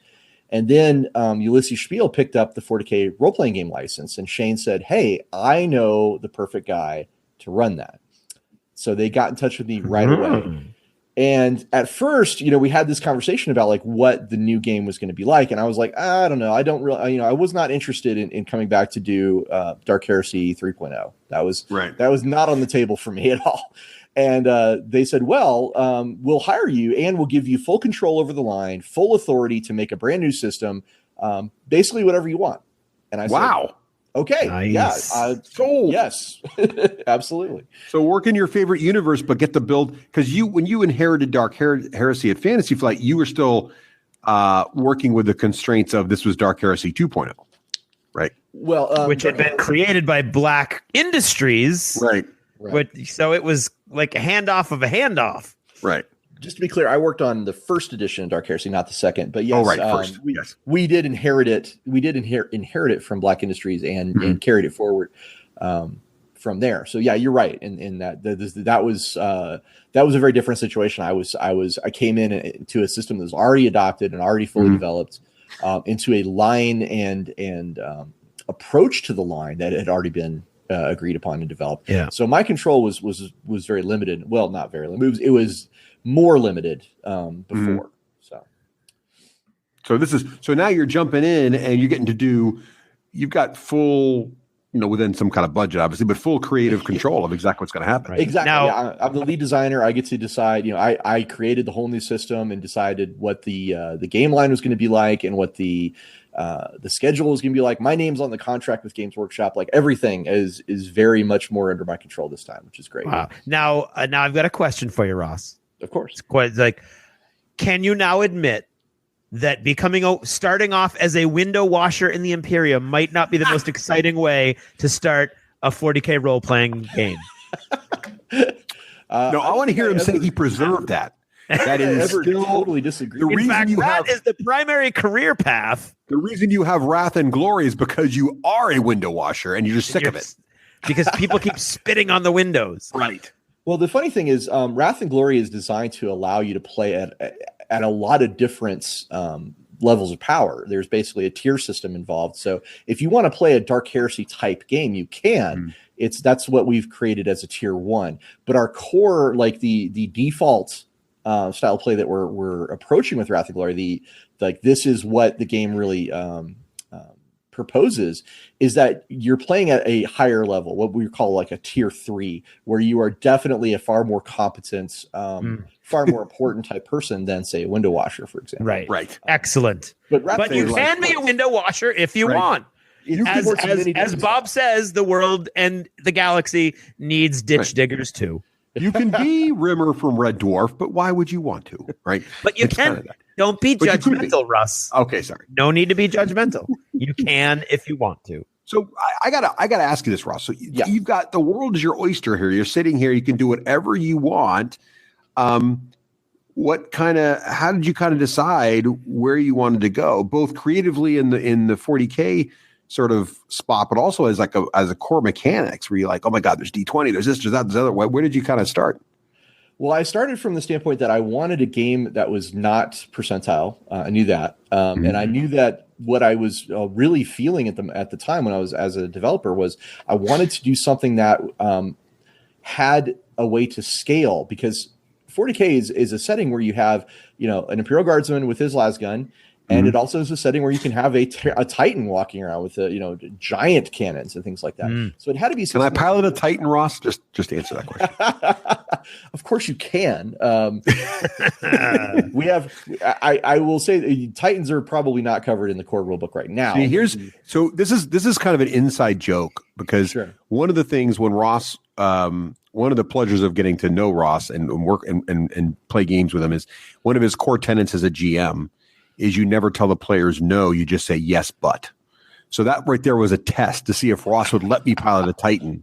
And his answer is yes, but it's not in the core rules. That's right. I've actually taken Ross's role-playing advice and changed it into parenting advice and teaching advice. It's actually changed how I approach the whole world. It is. Yes. For real. And I would love to have another conversation with you guys about GMing, because my approach has actually evolved a little bit since we last talked. But don't tell me that. No. Don't tell me that. You just hell no. Oh, hell no. It's not just no. It's hell no. Oh, well, the question. And stop screwing with my story and just shut up. Hell no. # stupid question. To answer Russ's question, I think what we really wanted to do is we wanted to create a game that was easy to learn, had good speed of resolution, and had a lot. It still had depth, but we reduced the complexity quite a bit. Right? We wanted to have something where you didn't have to look up a lot of things in the book during the game, and we hewed as close as possible to that path, that vision, as we were designing the game. The essential thing, of course, is that the game has to feel like 40K. It has to be that universe in a role-playing game. So that was one of our major guiding lines. Let me ask you this, because I thought there's been different approaches to this. And of course, Wizards with Dungeons and Dragons have gone all over the place. But, when you say feel like 40K, so I have a love-hate relationship with the Iron Kingdoms RPG. I love the universe. I love the rich depth. But when in combat, you are actually playing War Machine and Hordes, right? Which, as a miniature gamer, I love. But I've come to a place as a dungeon master or a GM that I really prefer not quite so intricate combat. I like combat to move faster, and not be like, okay, now we're going to play in a 3-hour miniature game to solve a small bandit attack, right? And D&D did the same route, like with 4th edition, it was like super miniature tactical combat game. Where did you guys land in this edition? Were you more like it's more storytelling with combat being interesting, but you don't really need dudes on a map, or is it a little more tactical, or where'd you guys end up on that? Well, I think there's some middle ground here. Like it definitely is not the miniature game when you do a fight. Okay. That is definitely not the case. We are having maps. We are having, tokens and stuff to use to represent your guys. And if you want to bring your awesome painted miniatures to the table and put them on the map, you totally can. I like it. I think it's definitely not in the 4th edition Dungeons and Dragons zone where you have to do that. Like it's not mandatory. So maybe it's more 5th ed where you can choose to be as detailed or as light as you like. So one of the things about Wrath of Glory is I incorporated DNA from a lot of RPGs that I love, and D&D 5th edition is one that I definitely love and incorporated some definite. There's definitely an antecedent there, if you will, of D&D 5th edition in this game. So I took a lot of inspiration from that. Well, I'm super happy to hear that, Ross, because I don't know what magic juju beans they're eating over there at Wizards when they did 5th edition, but they just freaking nailed it. I agree. Totally agree. I play that game I've been playing around for 3 years straight with my family, and I cannot get enough of it. I just, every time I play it, I just fall in love with it all over again. So to hear that, you've got a 40K one that draws some inspiration from that is exciting. Absolutely. I love the way the D&D 5th edition plays, and I wanted a very similar type of play experience. That is to say, we're not using D20s. So right. When I say play experience, I mean from a much broader, in terms of it takes the same amount of time, and you should have the same, you should have a similar type of pace in your game to a D&D game. So that's where I'm coming from. But yeah, it's definitely an awesome design, and I pulled from, like I said, a lot of awesome designs that are out there. I think if you dissected my game and put it under a microscope, you would see DNA from, let's say, Torg Eternity and the D6 version of Star Wars are probably in there as well. But what's unique, of course, is that for Wrath of Glory, we wanted to offer a different type of experience in terms of 40K's feel and tone and themes than had been prior done in say Dark Heresy and Rogue Trader. And one way we're doing that is because it's set in the Dark Imperium, which is a very different location in Warhammer 40K than maybe you're familiar with. It allows you to have a group of mixed characters that are not normally seen together. Like if you want to have a Space Marine next to a Imperial Commissar, next to a Scutarius, next to an Eldar Corsair, that is a totally valid role-playing group. So now it's that's awesome. So it's more like I can play an orc next to a. See what I did there? If you want to play an orc all the time, if you want to do like a freebooter party, you can do that in Wrath of Glory. Well, not all orc, but like, could we come up with a reasonable reason why an orc could be hanging out with an Eldar, hanging out with a Space Marine? The thing is, like in the Dark Imperium, these planets they are cut off from Holy Terra. They are isolated. They don't really have the opportunity to get reinforcement, or the Imperium's unlimited resources just aren't really available. So they have to kind of go with what's around. Okay. And that means that you can have groups that are very, very different than what you would normally expect to see in the tabletop type situation. This is something more like a Black Library novel, where you have a very, varied group of people all together. Now that's to say that it still needs to make sense. And we have some rules in the book about, or actually I should say we have guidance in the book, because it's really up to you, but we have guidance in the book on how to create what's called a framework. And the framework is where you and I sit down and say what our game is going to be like. And if you were to say, like, say, Russ, you wanted to say, I want to make a game where you could play literally anything, including orcs, in the party, then cool. That's fine. That's your framework. And you make characters for that. Obviously, some things aren't going to work well together because of keywords. Like if you have a group of Imperium characters with the Imperium keyword and you have a Chaos Heretic, right? No matter what your framework is, there's going to be some issues because there's going to be issues. But that works out. Doesn't like, quite but match, that's like D&D, right? When one character decides to be a anti-paladin or something, well, right, or just like a warlock, and you have a paladin in the party, and meanwhile the warlock's over every other night praying to their demon, and the paladin is like, wait, what now? So I think that works, and we actually have that kind of tension. You want that little inter-party conflict. I think that makes it fun. Well, inter-party conflict is fun in the right group with the right context. It's not always fun. I would definitely say that. Yes, in all things in moderation. That's exciting. So are there so one of the things I thought was really interesting about the Fantasy Flight approach to all this was you had separate sort of books in each sort of genre within the 40K universe, right? So you could be a Space Marine or Death Watch, or you could be a Rogue Trader, or you could be a Window Washer in the Imperium. So you had those things. It sounds like in this one, it's kind of it's much more the source book approach, where I've got my main rule book and it gives me a good selection of different races and different sort of.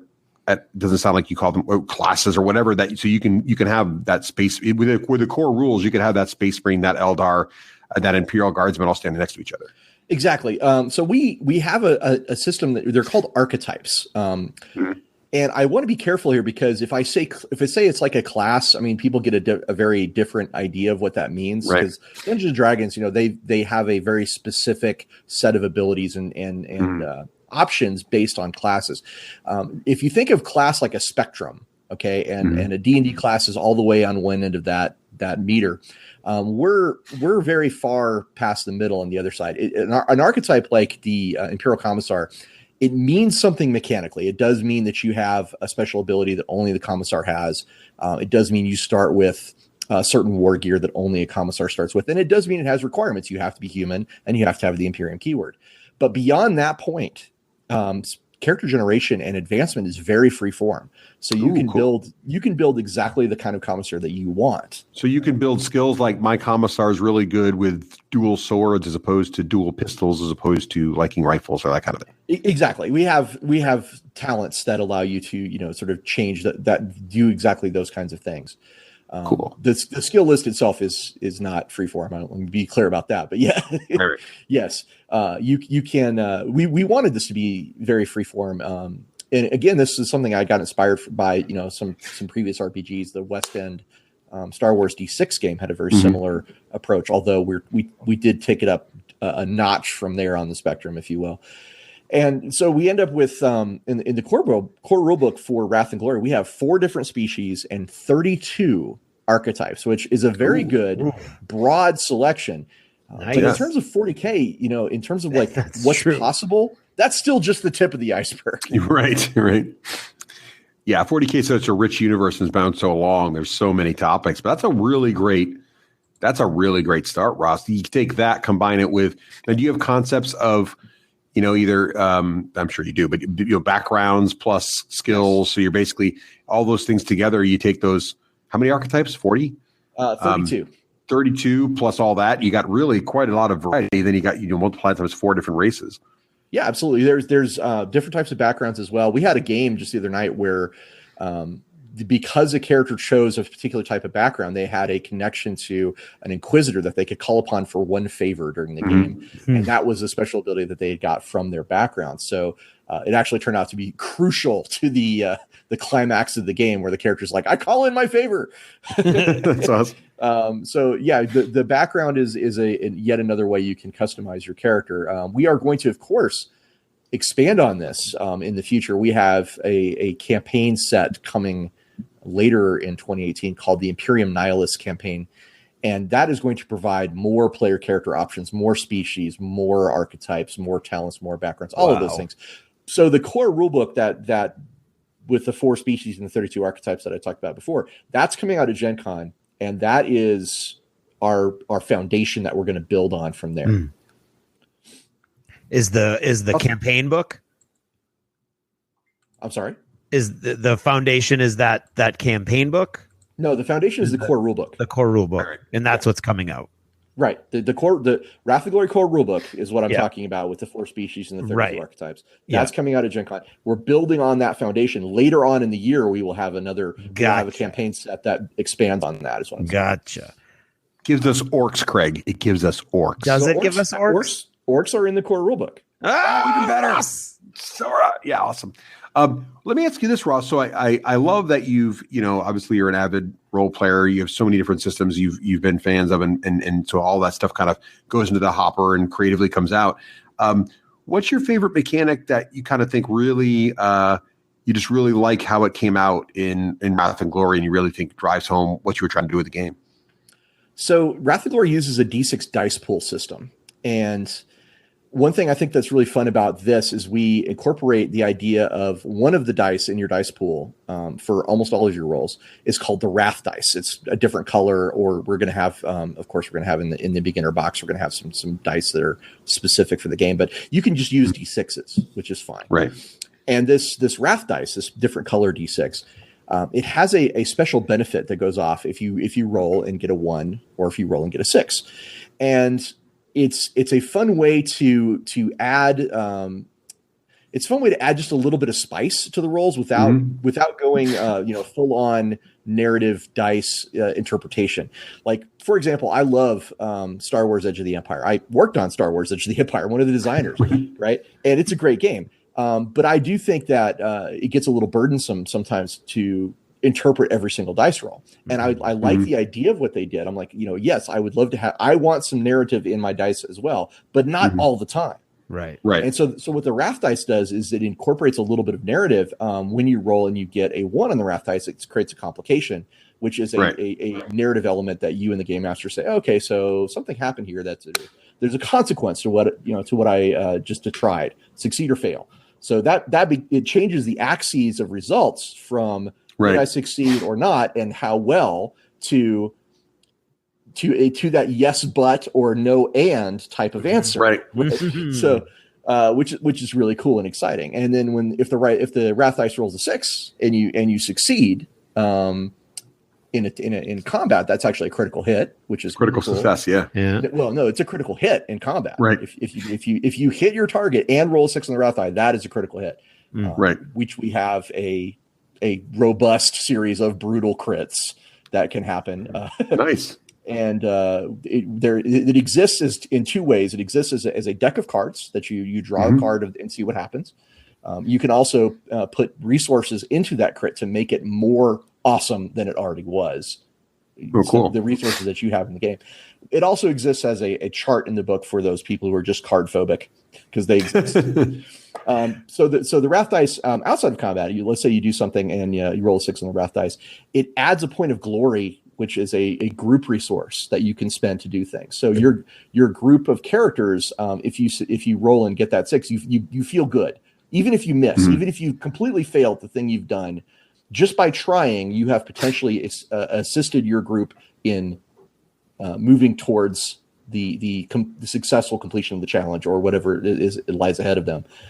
This was an important thing for one of my writers, Wendelin Reichel. She and I had this conversation. She says, I always play face characters, and I hate fighting because I don't feel like I can meaningfully contribute. I just miss all the time. I wish there was a way that I could miss and still help.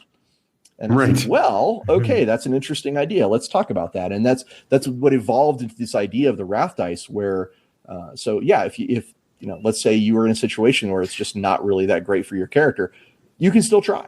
And if you roll a 6 on the wrath die, cool, you've just added a point of glory to the group pool. That's a resource that they can then spend on things to help them and improve in the long run. What is glory? Is it like a resource you can spend for things like rerolls or inspiration, or yes? How does that work? So interestingly enough, there are 2 resources that the players get. They're called wrath and they're called glory. Ooh, I see what you went vague on that then. Very subtle. So wrath is the personal resource. Wrath is a resource that you personally get, and you personally are awarded for the things that your character does. Okay.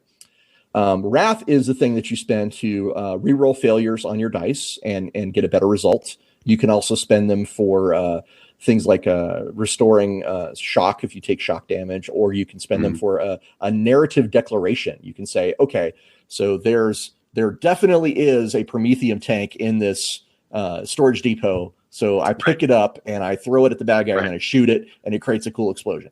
And the game master's like, okay, you spent the wrath point, so yes, there absolutely is it has to make sense for the scene. Game master has veto, but I like those. Yeah. So that's the personal resource. Glory is the group resource, and it's different because now this is a thing that anybody can pull from, and it's awarded purely by the wrath dice. That's where you get glory. Okay. And glory is spent for things like seizing the initiative in combat. You can use it to have your side act more than once. It's initiative in Wrath and Glory is kind of a back and forth. It starts with the player characters, then it goes to the GM's characters, then back to the players, etc. But you can seize the initiative and act more than once. You basically your side gets to pick another person to go by spending glory. You can also spend glory to add damage to a roll or to add dice to a roll after your reroll. So let's say you're like, oh, I really want this thing to succeed, and you rolled and you got crap, and you used your wrath and you got crap, and you're just one success shy. You're like, oh, I really want to get this. Can I spend some glory, guys? And they're all like, yeah, this is important. You better spend some glory. And that gives you additional dice you can roll on the test. Both of these are use or lose resources. You don't get to carry them over. So, and there's a limit on how many you can have as well. So it becomes a point of like, well, we've got a lot of glory. We should probably start using it. Right. Or, I'm really low on wrath. I need to figure out a way to get some wrath awarded to me.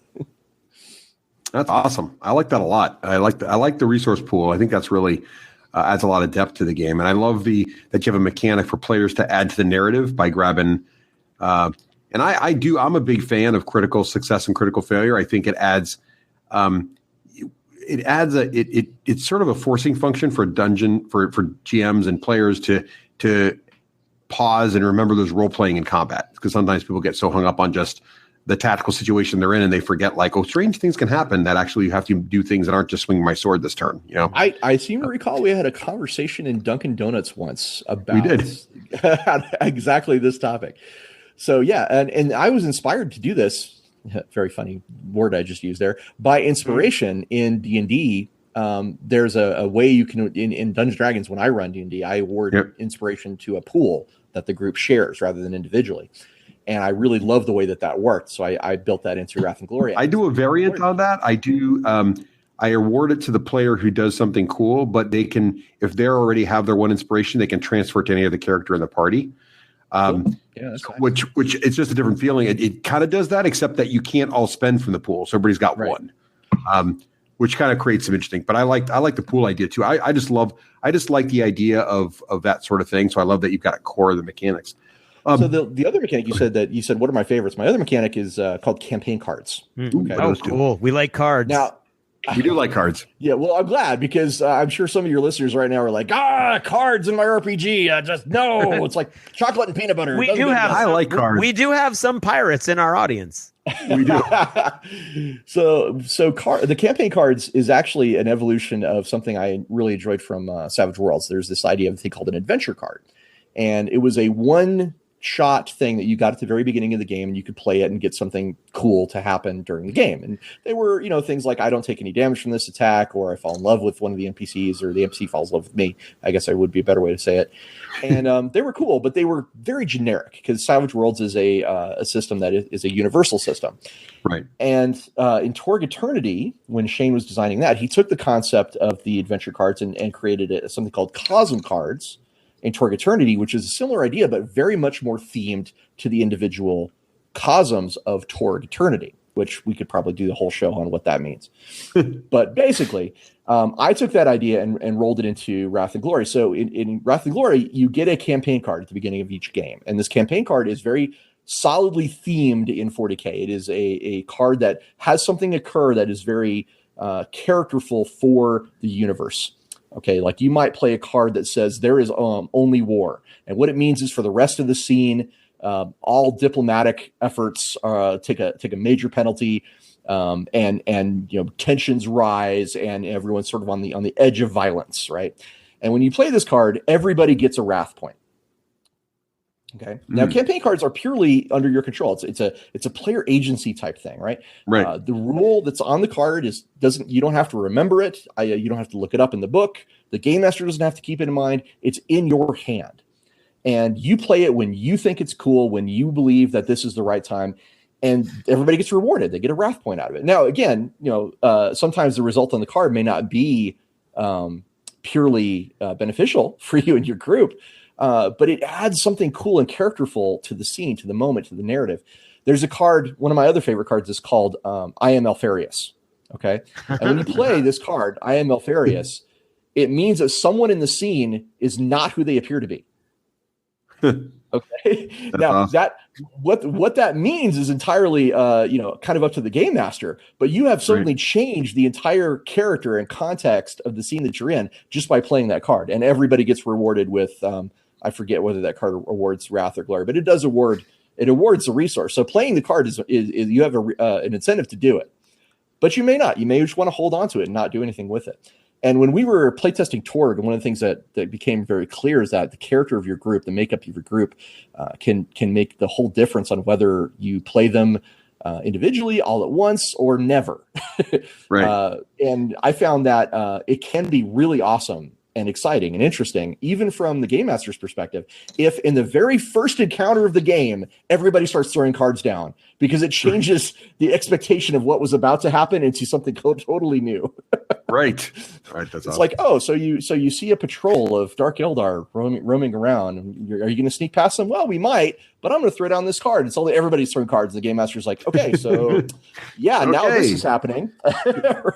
and drop cards are raining Space Marines, so that's good. That can be a really exciting and cool thing. It can also be great. It can also be great to just hold on to that card and wait for the perfect moment. Right. And it may not even ever come.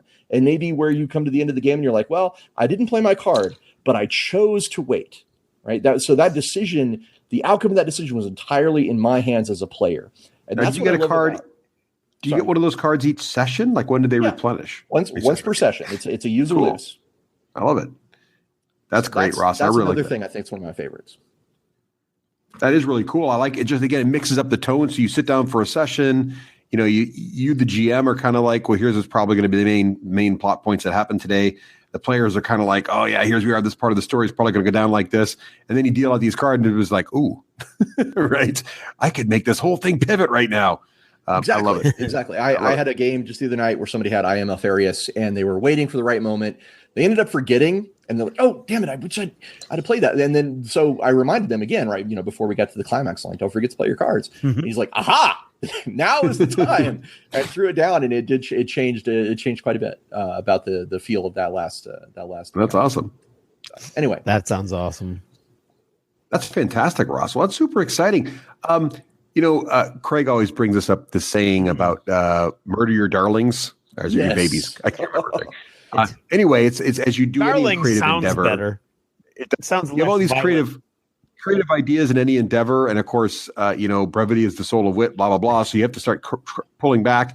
What kind of cool ideas did you have for Wrath and Glory that you ended up having to leave on the cutting room floor, unfortunately, just to make it work? Yeah, that is a thing that when I do a game design workshop, I do talk about this as killing your darlings, and it is important to, as a designer, to be able to say, this is a thing that I really love, but I had to cut it. We had originally some character creation stuff that I was really digging about the connections that you had between your character and other characters, and unfortunately, we had to shift that and move it to something later on down the line. There were some really great ideas about how to do things with. I mean, listen, 40K is huge, right? Like I love all the giant spaceships and titans and knights, and I wish I could put all of that in the core rulebook, but we just couldn't. There's just not enough room. I only have so many pages, right? But this is why what's great about Wrath and Glory is I'm able to decide, because I'm in charge of the line. I can say, well, we're going to have a campaign later that'll get into that. Right. It's a thing of it changes the perspective when you're able to say not never, but not right now. Right. And ultimately, I had to do that with with a lot of things that I think are just really cool. There's a bunch of new stuff for the Adeptus Mechanicus, from the Skitarii book that came out. And I'm like, oh God, I would love to just do like all of the different types of Skitarii and but there's just not enough room. We couldn't do it. And it has to be, it's not never, just not right now. And, that's true for a lot of things. But I did manage to put in a lot of things that I thought were really important. Like if you want to play, let's say you want to play a mutant right off the bat, you can. One of our archetypes is literally called Scavvy, and he is like his thing, his archetype ability is that he gets more mutations as he ranks up.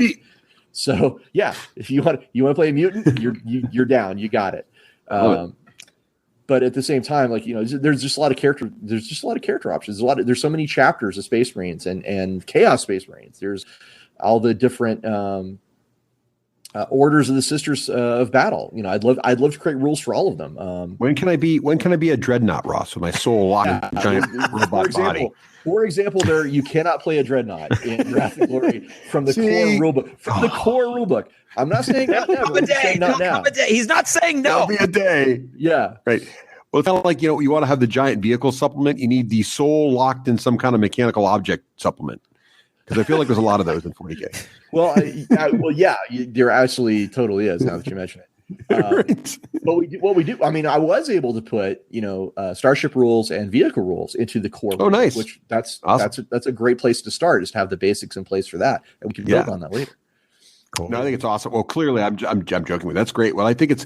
I always ask that question of designers because I think it's something that a lot of people don't remember. It's a big part of design. Is that the game is made better not only by what you put in, but what you don't put in.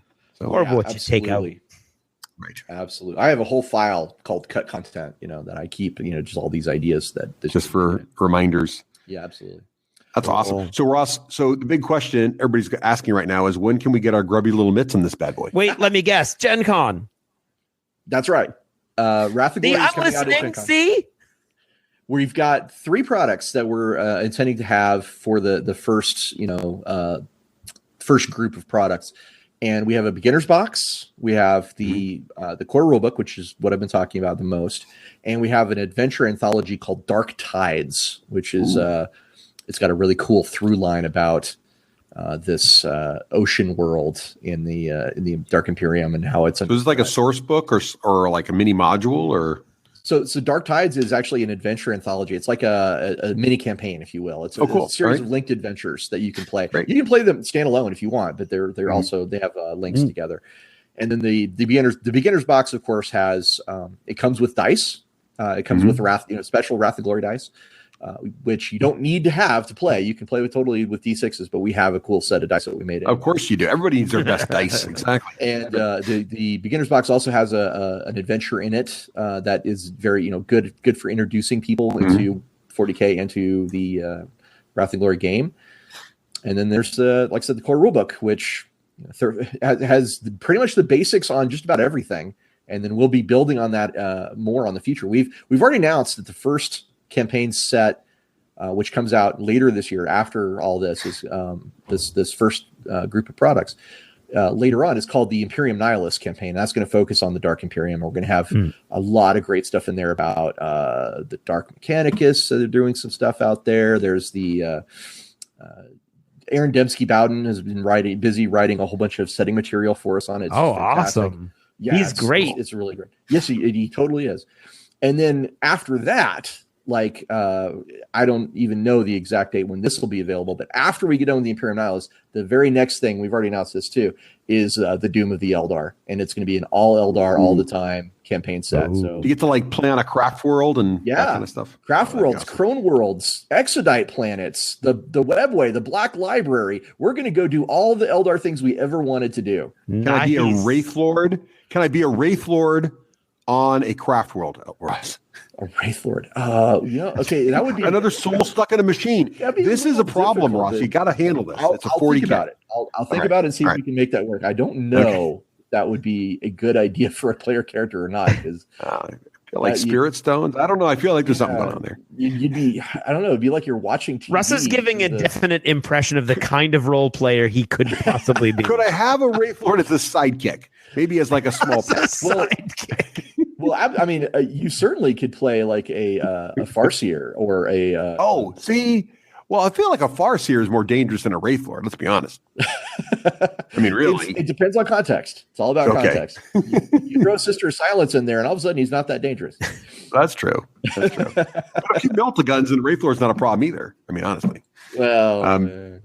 I don't know. Anyway, if not my dice, let's put it that way. That's right.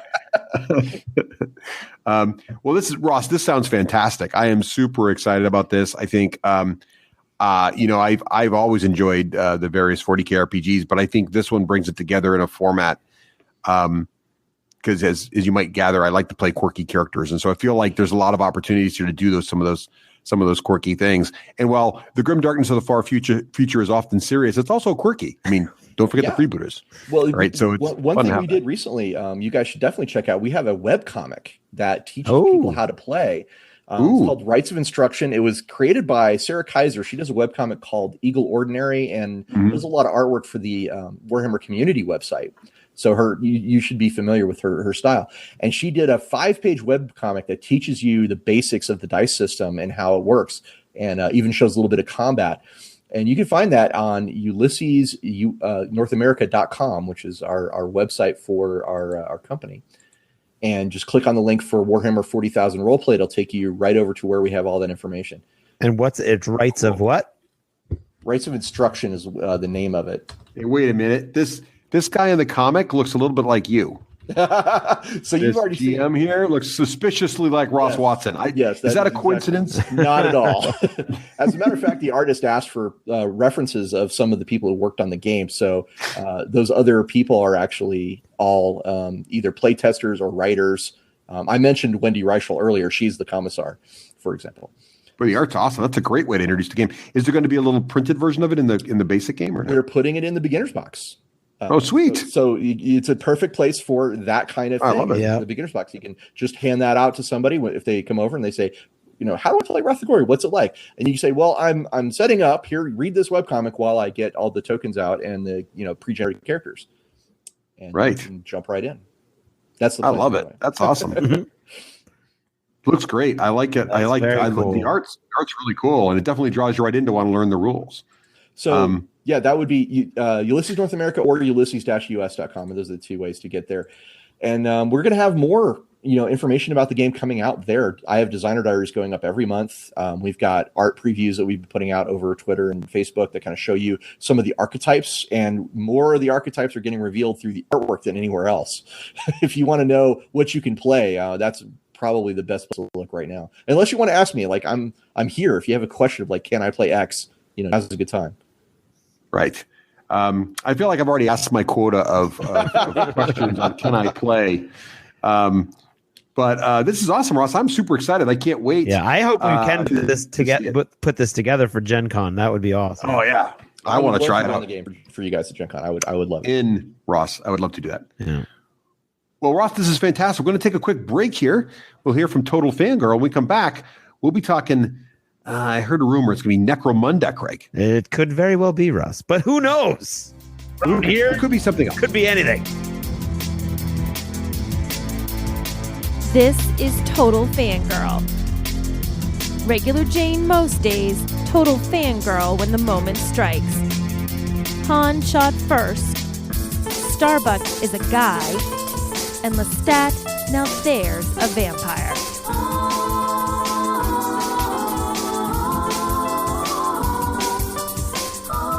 Hey everyone, this is Nicole, your Total Fangirl. You can follow me on Twitter at Nicole Wakeland and see everything I'm up to over at NicoleWakeland.com. Our shout out is to all of our wonderful supporters over at Patreon. Head to patreon.com/the D6 Generation and you too can support the show. So we went to see a movie that I think Russ and the girls were pretty excited about because Russ had loved the book and the girls had recently had to read it for school. I haven't read it in so long. I honestly didn't remember all the details. Wrinkle in Time. And they were pretty excited about it, but a little bit nervous because they weren't quite sure how everything would be realized. So if you haven't seen it and you haven't read the book, I guess spoilers, but I feel like it's been around too long for that. But anyway, we went to see the movie and I was looking forward to it, but I was a little bit nervous because there's this thing when movies look too pretty in the previews, when everything's just amazing. You're just blown away by the CGI that I feel like they get so into that suddenly it's like, oh yeah, we also have to write a story to go around all this pretty.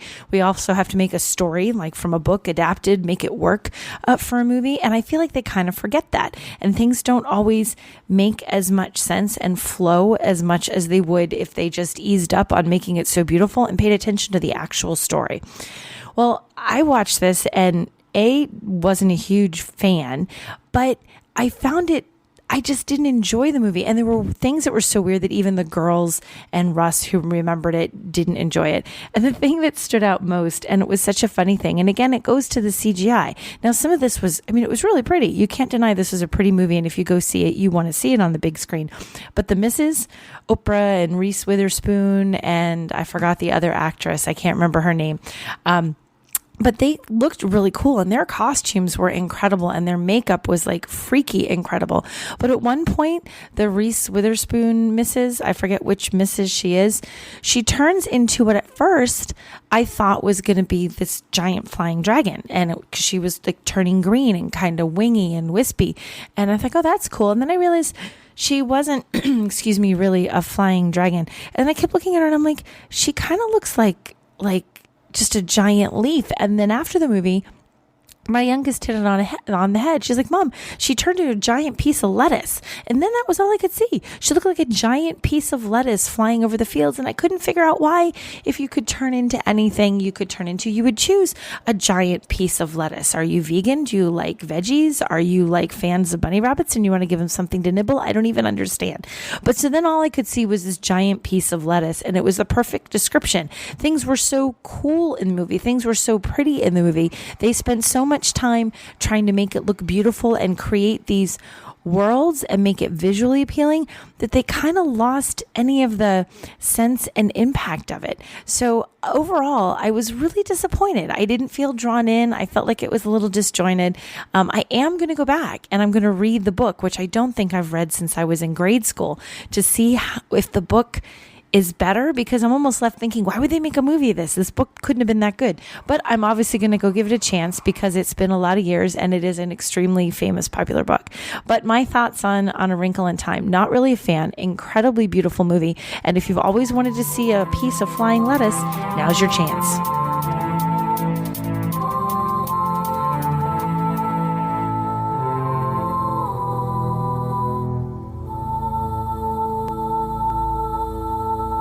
Hey, welcome back, everybody. And now it's time to talk about the way that you can get your minis from point A to point B. Let's say you're going from New Hampshire to Chicago. Exactly. For Yes. there is one way for you to do that in style, and that's BattleFoam.com. Yeah, our friends at BattleFoam, I mean, they've been a sponsor for many, many years now. And Many years. It's easy to see why.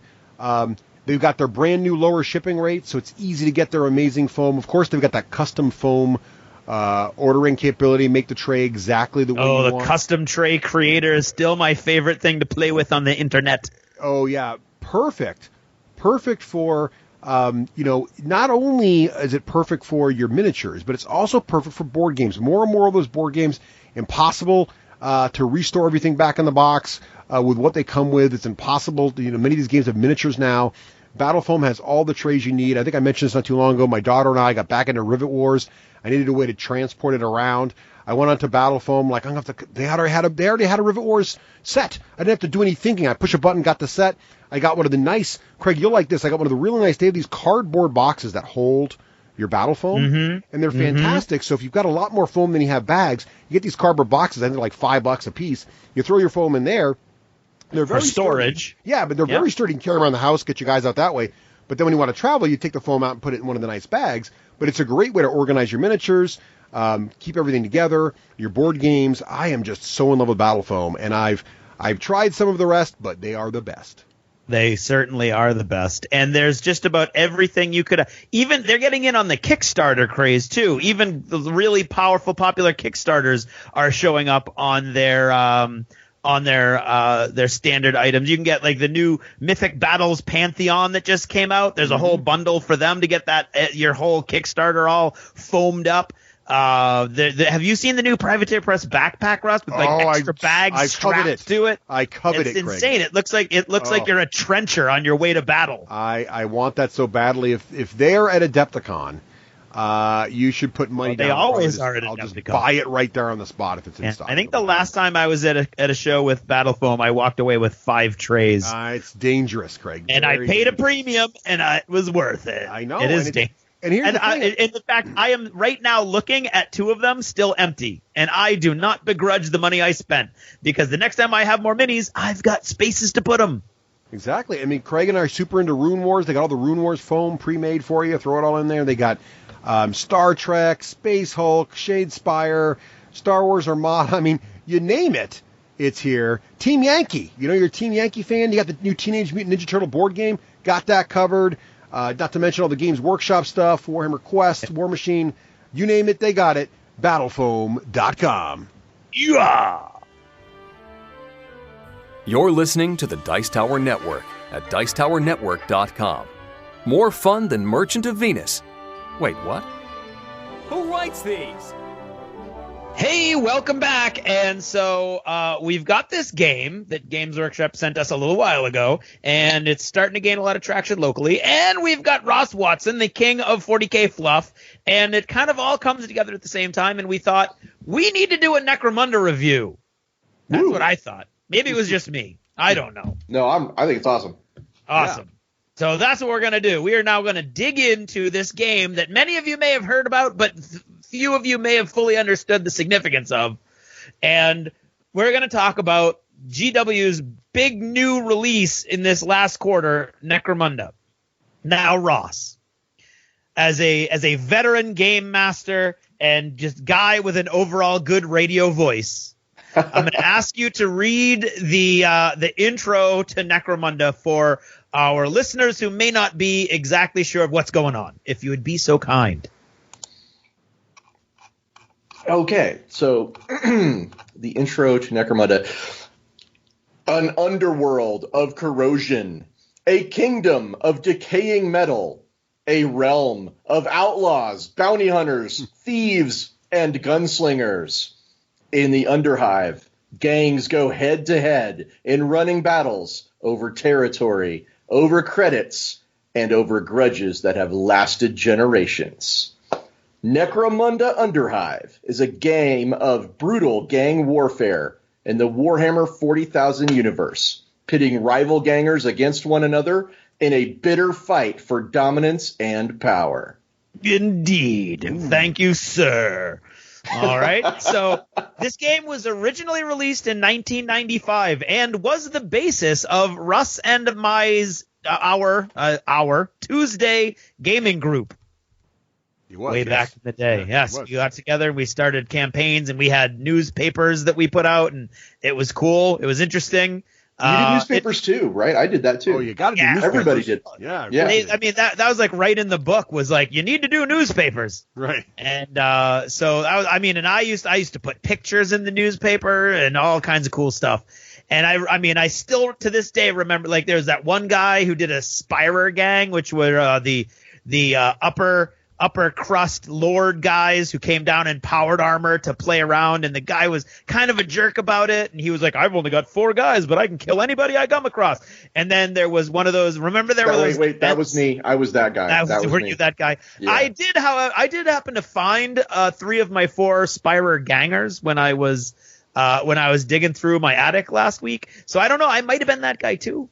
But I do remember one of those events, or all those events that happened between sessions, and one of the events was a hive quake, and it was unlikely, but it was possible that your gang suffered some permanent deaths from the hive quake. Right. And I remember the Spirer rolled badly, and everybody else had like 10 or 12 guys in a gang, so they could absorb a couple losses. He rolled really badly and lost 3 of his 4 guys permanently.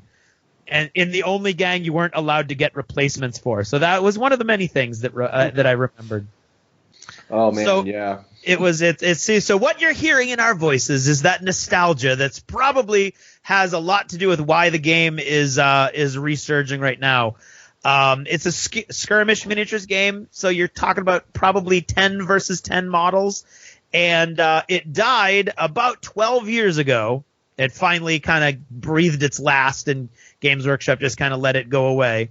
And it is they just released. It was very exciting in August. It was their big box announcement in August, and they released it in November of 2017 with a whole new boxed set. Right? And Russ, we got that box set, and we looked at it, and we were like, "Oh, it looks really cool," but we were all wrapped up in Rune Wars. We were. And Russ had some psychological scarring from our time with Necromunda. The rat skins, I'm afraid, still loom large in Russ's mind. Well, yeah, Necromunda. So Necromunda and Mordheim both did a lot of cool things for this idea of skirmish campaigns, but they also did a few things that, if you got into them as heavily as folks did and made newspapers and everything else, the problem was that the campaigns weren't really very sustainable unless you really didn't want to get attached to your dudes, because everything was pretty random what would happen. And you had very little control over anything that happened after the game. In fact, you had very little control over whatever happened in the game. There were tactics, but basically you'd shoot a guy, and it's pretty much a die roll whether or not that shot mattered or not, because it was... I don't mean like the hit. That wargaming? Yeah. Well, no, it is, but there's probabilities and stuff, but what I mean is once you actually hit them and you wound them, and you used the right weapon to wound them, there was still like this, basically you made this flat-out roll to see if the guy was dead or not, right? And they fixed one of the things that's exciting here is the new version. You can tell they took a lot of the things that were identified as frustrating or needed to be rethought, and really rethought them, which is pretty exciting. So, Russ, what does it sound like when you open the $125 retail starter box for Necromunda Underhive? It goes...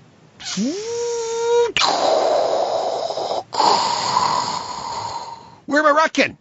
That's how it goes.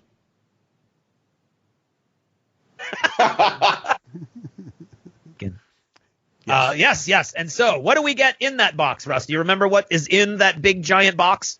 Well, I'm trying to remember all the contents, because one of the first things I thought was really interesting about it is that the box itself is part of the game. Now, in the original Necromunda, you got all these cool, tall buildings and things, and that's not in the new one. So in the new one, there isn't any kind of way to, you're not building three-dimensional combat, which it would support. It's just not part of the game like it used to be, which quite frankly was one of the kind of things that made it look cool out of the box. But what is cool is you get lots of cool plastics. So you're going to get lots of great scenery, which is what attracted my attention right away. 9 barricades, lots of bulkhead doors, loot crates, traps, grenades, consoles, all kinds of cool things. You get lots of dice, 16 custom dice. You get lots of card stock, great tactics cards and roster cards. You get a great rule book, full color. It does have a table of contents, no index. It's about 105 pages. Pretty good there. And you do get 20 miniatures. So you're going to get 10 Eschers and 10 Goliaths in there. And they're going to have, what's also really cool about these guys, Craig, is they have these amazing bases that look really sharp. Yeah. And you also get tiles, 1 by 1, 1 inch squares on these tiles, which then create your board, right? Right, yeah. The 1 foot, but they're 1 foot by 1 foot tiles that don't really have a grid on them. They look like they sort of have a grid on them, which is where a lot of the misconceptions have come from, where a lot of people online think it's a board game, and it looks like a board game. Yeah, exactly. It is not. You're actually still measuring distances and ranges and everything else with a ruler. Templates. Yeah, it comes with all the templates and rules. So it does pass the Christmas morning test. No. If you don't mind assembly. Yeah. Oh, you're going to spend hours of time assembling. But there's nothing else you need, right? You got everything you need. Yeah, no, it's got everything, but it's not. You're not opening this and playing. No, you're opening it and building it, right? But you don't need to go buy it. You don't need to go find a ruler. Correct. It has find some dice. Yeah, it's all there. Exactly. It has everything you need in it. Right. And I mean, if you were to buy the plastic separately, that would be $140. Yeah. Plus, you get the rule book and all the cards and the tiles and the templates and the tokens. Right. So I would say $125 is actually a pretty good deal. I feel like the price is reasonable. Yeah. Ross, what do you think about the price? Price of entry for this particular set? I think it's a totally valid price for what you get out of the box, because it is chock full of stuff. And as Russ pointed out, you can play right out of the box. Yeah. Which is a very valuable thing. You get 20 guys with the custom bases and all the stuff. I would totally pay $140 for it. And in fact, not only do you get to play right out of the box, as Russ was saying, the box itself, the inside art is a really cool room in like the Necromunda Underhive, and you play inside the box. The starter scenario is actually inside the box, which is cool. And we tweeted out a picture like that. So, but what is this game that we're talking about? So basically, the basics are similar to 40K 8th edition in some ways, and then there's some differences. Some of the similarities, every model has a different move rate, or has the potential to have a different move rate. So some guys may move 4 inches per movement action. Some guys may move 5 or 6. Everybody's got a ballistic skill and a weapon skill, how good they are at shooting and how good they are at hand-to-hand combat. And it's always now the new 8th edition rules, right? So whatever the target number plus that they're looking for on D6 is their score. So a ballistic skill of 4 now hits 50% of the time, hits on a 4, 5, or 6, things like that. Strength and toughness have the same relationship in 40K 8th edition. So if the strength of an attack equals the toughness of the target, it's a 4+ to wound, and so you have a separate roll to hit, and then you have another roll to wound. If the strength is higher, then you get hit. You're wounding on a 3. If it's lower, then you're wounding on a 5. And then if it doubles, if one doubles the other, then it goes down to a 2+ to wound or a 6 to wound. So it gets harder or easier, but not quite the same relationship they had in previous editions of both Necromunda and 40K. And then everybody has wounds. You got to roll the to wound, and you have a number of attacks, which are the number of dice that you roll in hand to hand. Now, differences for 40K. First of all, for the first time, I think in a long time, facing matters in a Games Workshop game. So every model has a 90-degree vision arc. So even more constricted than War Machine. You have to either play for the facing of the head or the pointing of the weapon or paint lines on the base or something to indicate the vision arc. And that's going to matter a lot both for shooting and for hand-to-hand. And Initiative is back. Initiative went away in 8th edition. It's back now. It's a target number plus stat again, and it's for avoiding falling and things like that. And then new stats. I put in leadership with the new stats mainly because of the way it works. But you have leadership. You also have cool, willpower, and intelligence. So it's almost like a role-playing-esque element because you've got these things, right, where how smart is he? How strong is his willpower? How cool under fire can he be? And these are all target numbers plus, just like the other numbers, but you roll 2d6 instead. So a cool of 8 plus is not so good because you need to roll 2d6 and get an 8 or better to pass. And so that's kind of something to keep in mind. And these are all for avoiding running away under stress, triggered by different skills that you might have, interacting with the environment and things like that. There may or may not be an analog to a lot of these stats in Wrath and Glory. Oh, see, interesting. See, foreshadowing.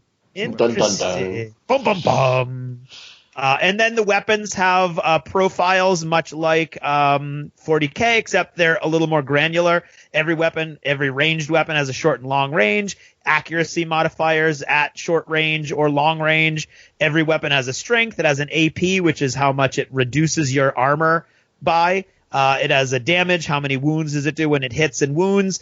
And an ammo roll, because the ammo roll is a little odd to me because it feels more like jamming than running out of ammo, but it's still whatever it does, it'll stop your gun from firing.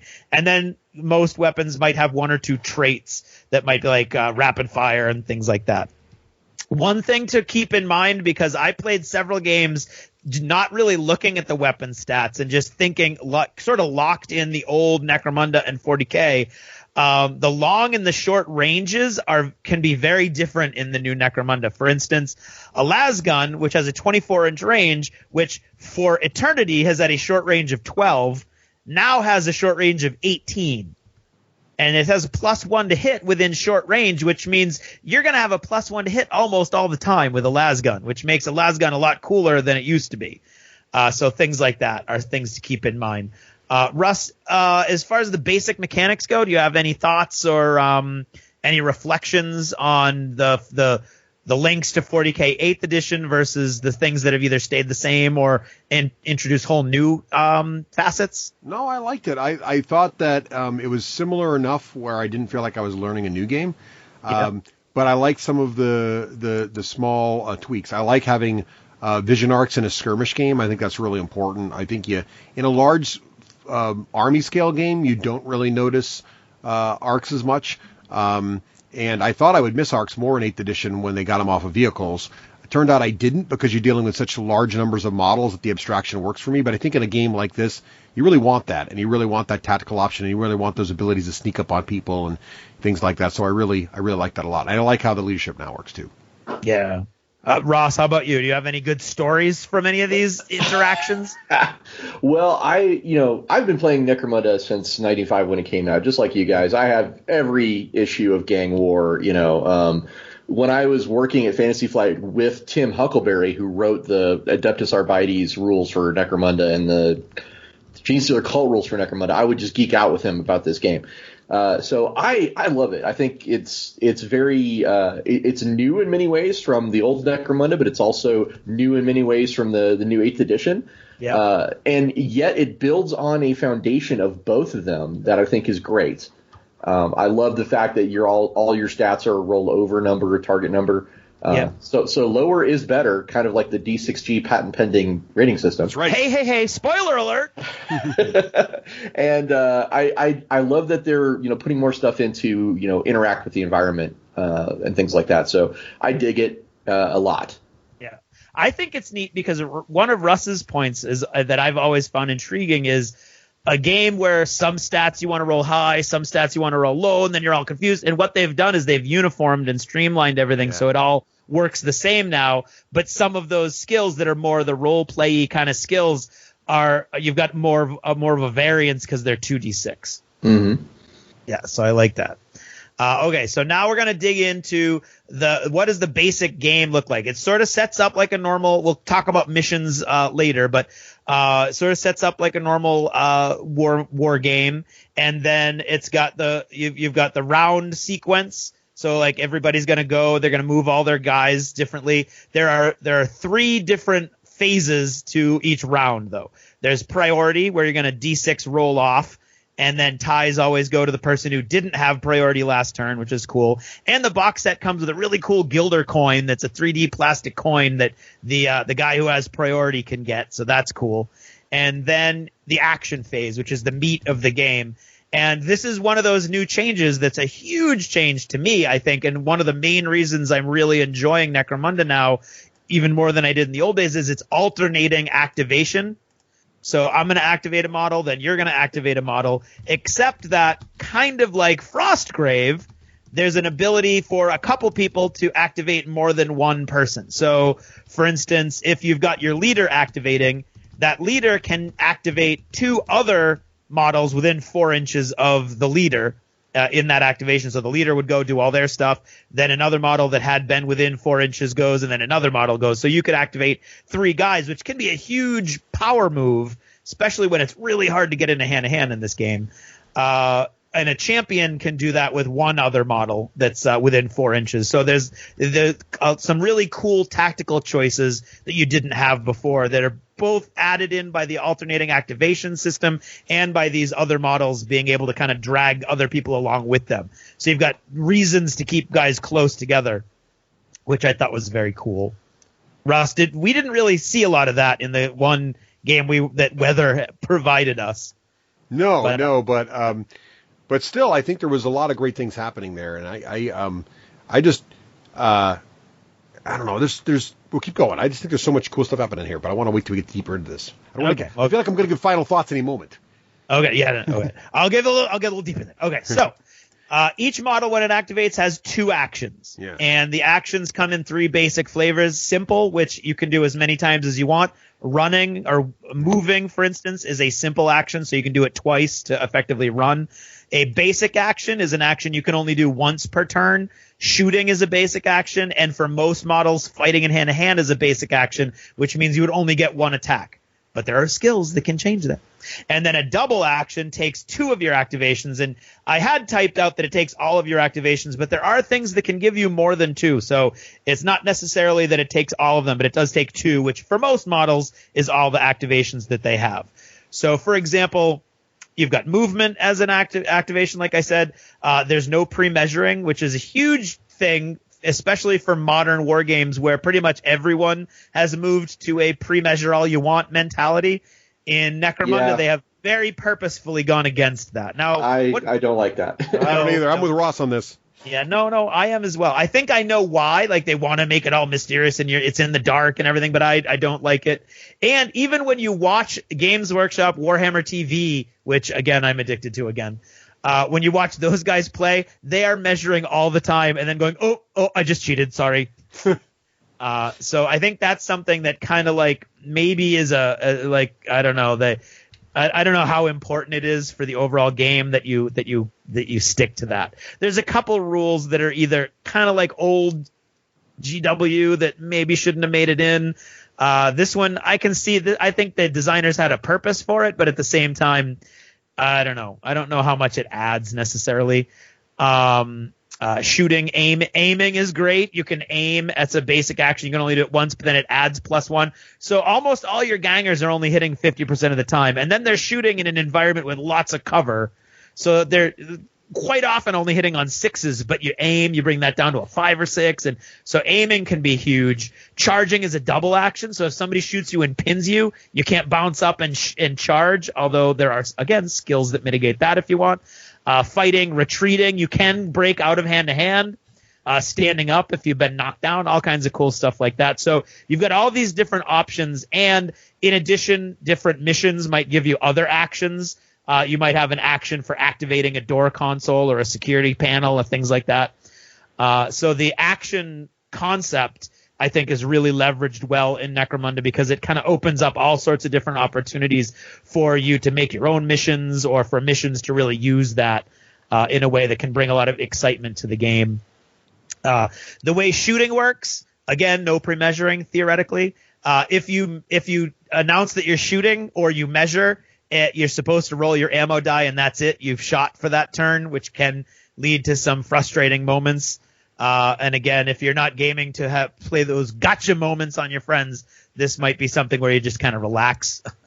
So you're going to make another thing that is back from long ago is that you have to shoot at the closest model. What do we think about that? That is classic Necromunda, and it does kind of inform a lot of tactical decisions you make about who you put out front. So I'm kind of okay with it, and I think it works in a skirmish game for sure. Yeah, Russ, I like it in Necromunda, but I like that other games don't have it as well. So you have, I think it. Okay, let me clarify that. The reason I like it in Necromunda is because, as Ross says, it's classic Necromunda, so it brings the nostalgia back. Right. So I wonder if I didn't have the nostalgia, if it would bother me. Right. Well, I think there's almost certainly a talent that will let you not have to choose the closest target, and you can make any model can make a cool check. There you go. See? To avoid it, so it's not really. It's a neat idea. I like the concept of it. I like the idea that you're. I like when they try to introduce rules in the game like morale and stuff where you remove the player's perfect knowledge from how the models behave, right? So we have perfect knowledge of the battlefield. We know even without pre-measuring, we know there's a guy hiding behind the wall who's maybe more of a threat, and I should shoot him with my rocket launcher or throw a grenade there, even though there's a guy standing right in front of me waving a pistol in my face, right? Mm-hmm. So, in real life, I might be so distracted by the guy waving a pistol in front of my face, I wouldn't really be rationally thinking about the guy behind the wall with a shotgun. Right. So that's what that mechanic does, and I like it. It kind of gives it a role-play feel, where you're trying to use, you're using dice rolls to inform your actions, not just automatically saying, persuade the guy to give me his stuff. I do like it. But I also like games where you have the perfect knowledge and it's more of a chess match. So it depends what you're looking for. But I like it here in Necromunda. Yep. Yeah, I would agree. I like that there's a way around it, although it's not a guarantee. So I think it's a cool way, like you say, it's a cool way to kind of impose imperfect knowledge on the game. So you're shooting that, and then it's one of those games that has modifiers, and that's how it takes care of cover and other things like that. So, for instance, -1 to hit if it's in partial cover, -2 if it's in full cover, which is you can see up to half the base, or you can see over half the base is covered. Your weapons might give a plus or a minus depending on which weapon it is, whether they're engaged, whether they're prone. So all these different things are going to affect how well you shoot, and then you're going to roll to hit on the ballistic skill. And you're also at the same time going to roll a new die that's the rapid fire die, a new die or an old die, depending on how old you are. And the rapid fire die has a bunch of different bullet holes in it, like 1, 2, or 3. And on one facing, it has one bullet hole and a bullet. And the bullet means that you've run out of ammo. You need to get a die for this. You need to give this die to Geekly McNerdigan, so you can have it during rapid fire. Oh, there you go. Yes, I will roll it. He will roll it during rapid fire. And so so you're gonna roll, and if the bullet icon comes up, you have to make an ammo check, which is one of the stats of your weapon. For instance, it's a 2+ for a lasgun because lasguns are super easy to reload. It is a 5+, I think, or a 6+ maybe even for a bolt gun because bolt guns are very complicated. So it's and if you fail it, then you're out of ammo until you can reload it by taking a simple action that succeeds at that roll later on in the game. So you could conceivably be out of ammo for a very long time, running around trying to hide, trying to reload your gun. If the weapon is a rapid fire weapon, it has the trait rapid fire, then the number of bullet holes on that die are the number of hits you've inflicted, which is a pretty cool way of doing that. And you can spread those hits among equally visible targets. So if you were firing at a target in light cover and there was another target in light cover within 3 inches of him, you would be able to spread those hits if you wanted to. That's awesome. So that's a really cool way. And a lot of weapons you wouldn't think because of past games would be rapid fire are rapid fire in this, including auto guns. So auto guns, which have always looked like machine guns, are now like machine guns. So they're out there like da, da, da, da, da, da. And so that's a really cool concept. And I really I like the way that deals with it very quickly and elegantly, how many, like you can do multiple shots and you can spread them out, but it's all done with that one die roll. So I really like that. A hit, we should say, immediately pins whoever got hit. So they get knocked over, so they're face up. The model is face up. Then you make wound rolls and save rolls, just like 40K 8th edition. And then if the model loses a wound, you make an injury roll. That's a lot of rolls, right? So you're hitting, and you're ammo checking, and you're wounding, and you're saving, and you're making an injury roll. And that is a big complaint I hear from a lot of people who don't necessarily like GW games in general, or this version of them in particular. Personally, I think that's a really cool concept. A really cool way that drama gets injected into the game. A lot of these rolls are going to end on the hit roll, right? Because most of these schlubs are going around and they're missing. But you got that one, you're going to hit. Oh, then you wound. Oh, and the tension just ratchets up with each die roll. So I like what it does, and I think it's intentional. A lot of people out there, especially on like bowls and other places, kind of spit on these kinds of games as bad game design, and I think that is very intentional, and I enjoy that aspect of the game. So that's that's kind of intrinsic to 40K and fantasy, like Games Workshop in general. But in particular, Necromunda is even adding a couple more die rolls in. How do you guys feel about the number of die rolls per interaction here? Because I know that's kind of a bugaboo for you, Russ. It's only a bugaboo in larger model count games. So it bothers me more in 40K 8th than it does here. Because in a smaller model count game, I want the one or two shots to have high interaction and feel like they're meaningful. In 40K in 8th edition, they added like the ability for multiple saves because of certain model types and things that happen. So it's like, I hit you. Oh, I wounded you. Oh, you made your armor save. Oh, you failed your armor save. Yes. Oh, now you get a second save. Great. And oh, maybe there's a third. So it's like, that's just one kind of model that you hate. Yes, that just happens to be my whole army. Yeah. That just happens to be my whole army. Yes, every model in your army, but sure, it's call it one. But the Necromunda guys, here it's okay for me because there's not that many models on the table, and you really don't want guys falling down willy nilly. And all these sort of dice rolls make sense to me. They're all in good context, and they kind of apply to everyone. So it's not like one side has more or less than the other, which I like. Right. Would you say it doesn't scale well? It probably wouldn't scale well, but I don't think it's meant to scale. So, I don't think I'd want to play this game with like 20 models aside. No, I don't think so either. So that's shooting, and then close combat is very similar. There is a concept of assisting and interfering, so you get a +1 or a -1 for each engaged friend or foe in that combat. And the fighting in a combat is an action, so it's not like the old days where everybody clumps in and then everybody gets attacks. If I am charging at Russ's model, my guy gets an attack off that charge, and then we'll talk about it in a little minute. He might get a reaction attack back, but then he can attack again if he hasn't activated yet in his activation. So there's initiative as far as who's attacking when, or even attacking in general, is gone from this game, kind of like 8th edition 40K. But you still have control over your own destiny. If you're charging in, you're going to get that attack off, right?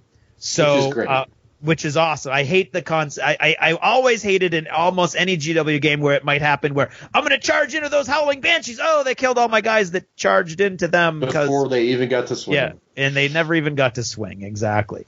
So in combat, the first thing you have to do is turn to face if the enemy is not within your vision arc. And you're going to be at a -1 to hit that turn if you had to turn to face. Otherwise, it's a free turn. Then you're going to pick your weapons. You can have up to 3 weapons on a model, and you have to pick 2 of them to fight with if you've got 2 melee weapons. Then you're going to figure out your attack dice. You get 1 per attack stat that you have, +1 for an additional weapon, and +1 for charging. And there may be skills that add even more. If you have multiple weapons, you have to divide as equally as possible between the 2. And pistols do act as melee weapons as well, but don't get any accuracy modifiers from shooting because they're point blank. And then you're going to declare your targets. You can spread out your targets to as many attacks that are within your arc as you have. And then you're going to make your to hit rolls just on your weapon skill, just like your ballistic skill. So if it's a 3+, you're going to roll those dice. For every 3, 4, 5, or 6 is going to be a hit. Then you're going to resolve those hits, wounds, the results of the wounds, etc. Enemies are then, this is new, enemies get to make a reaction attack, all of their attacks back. So if you don't knock them out in your attack, they are going to attack you back. So hand-to-hand can be a very brutal and quick affair, or it can last a long time depending on how people are rolling. But it's neat that, again, although if you get charged, you're going to take those hits first. You're not just standing there dumb going, I'm just going to wait until I die. So there's a cool kind of it makes. How does that go again? I'm just going to wait here till I die. You want that one more time? Sure. I'm just going to wait here till I die. But you can only fight the guys that are in your arc. You can't fight guys behind you. Yeah. Exactly. Yep. Right. Yep. And so it makes it feels a little bit like the old school where it's this big blob, but at the same time, you are going to be able to defend yourself, which I think is cool. And then if at the end of all those attacks, you are no longer engaged, you can move up to 2 inches in any direction, including into a new engagement. And so that's your close combat. And that all works the same with wounding. And you're going to roll your damage die, which we could talk about now.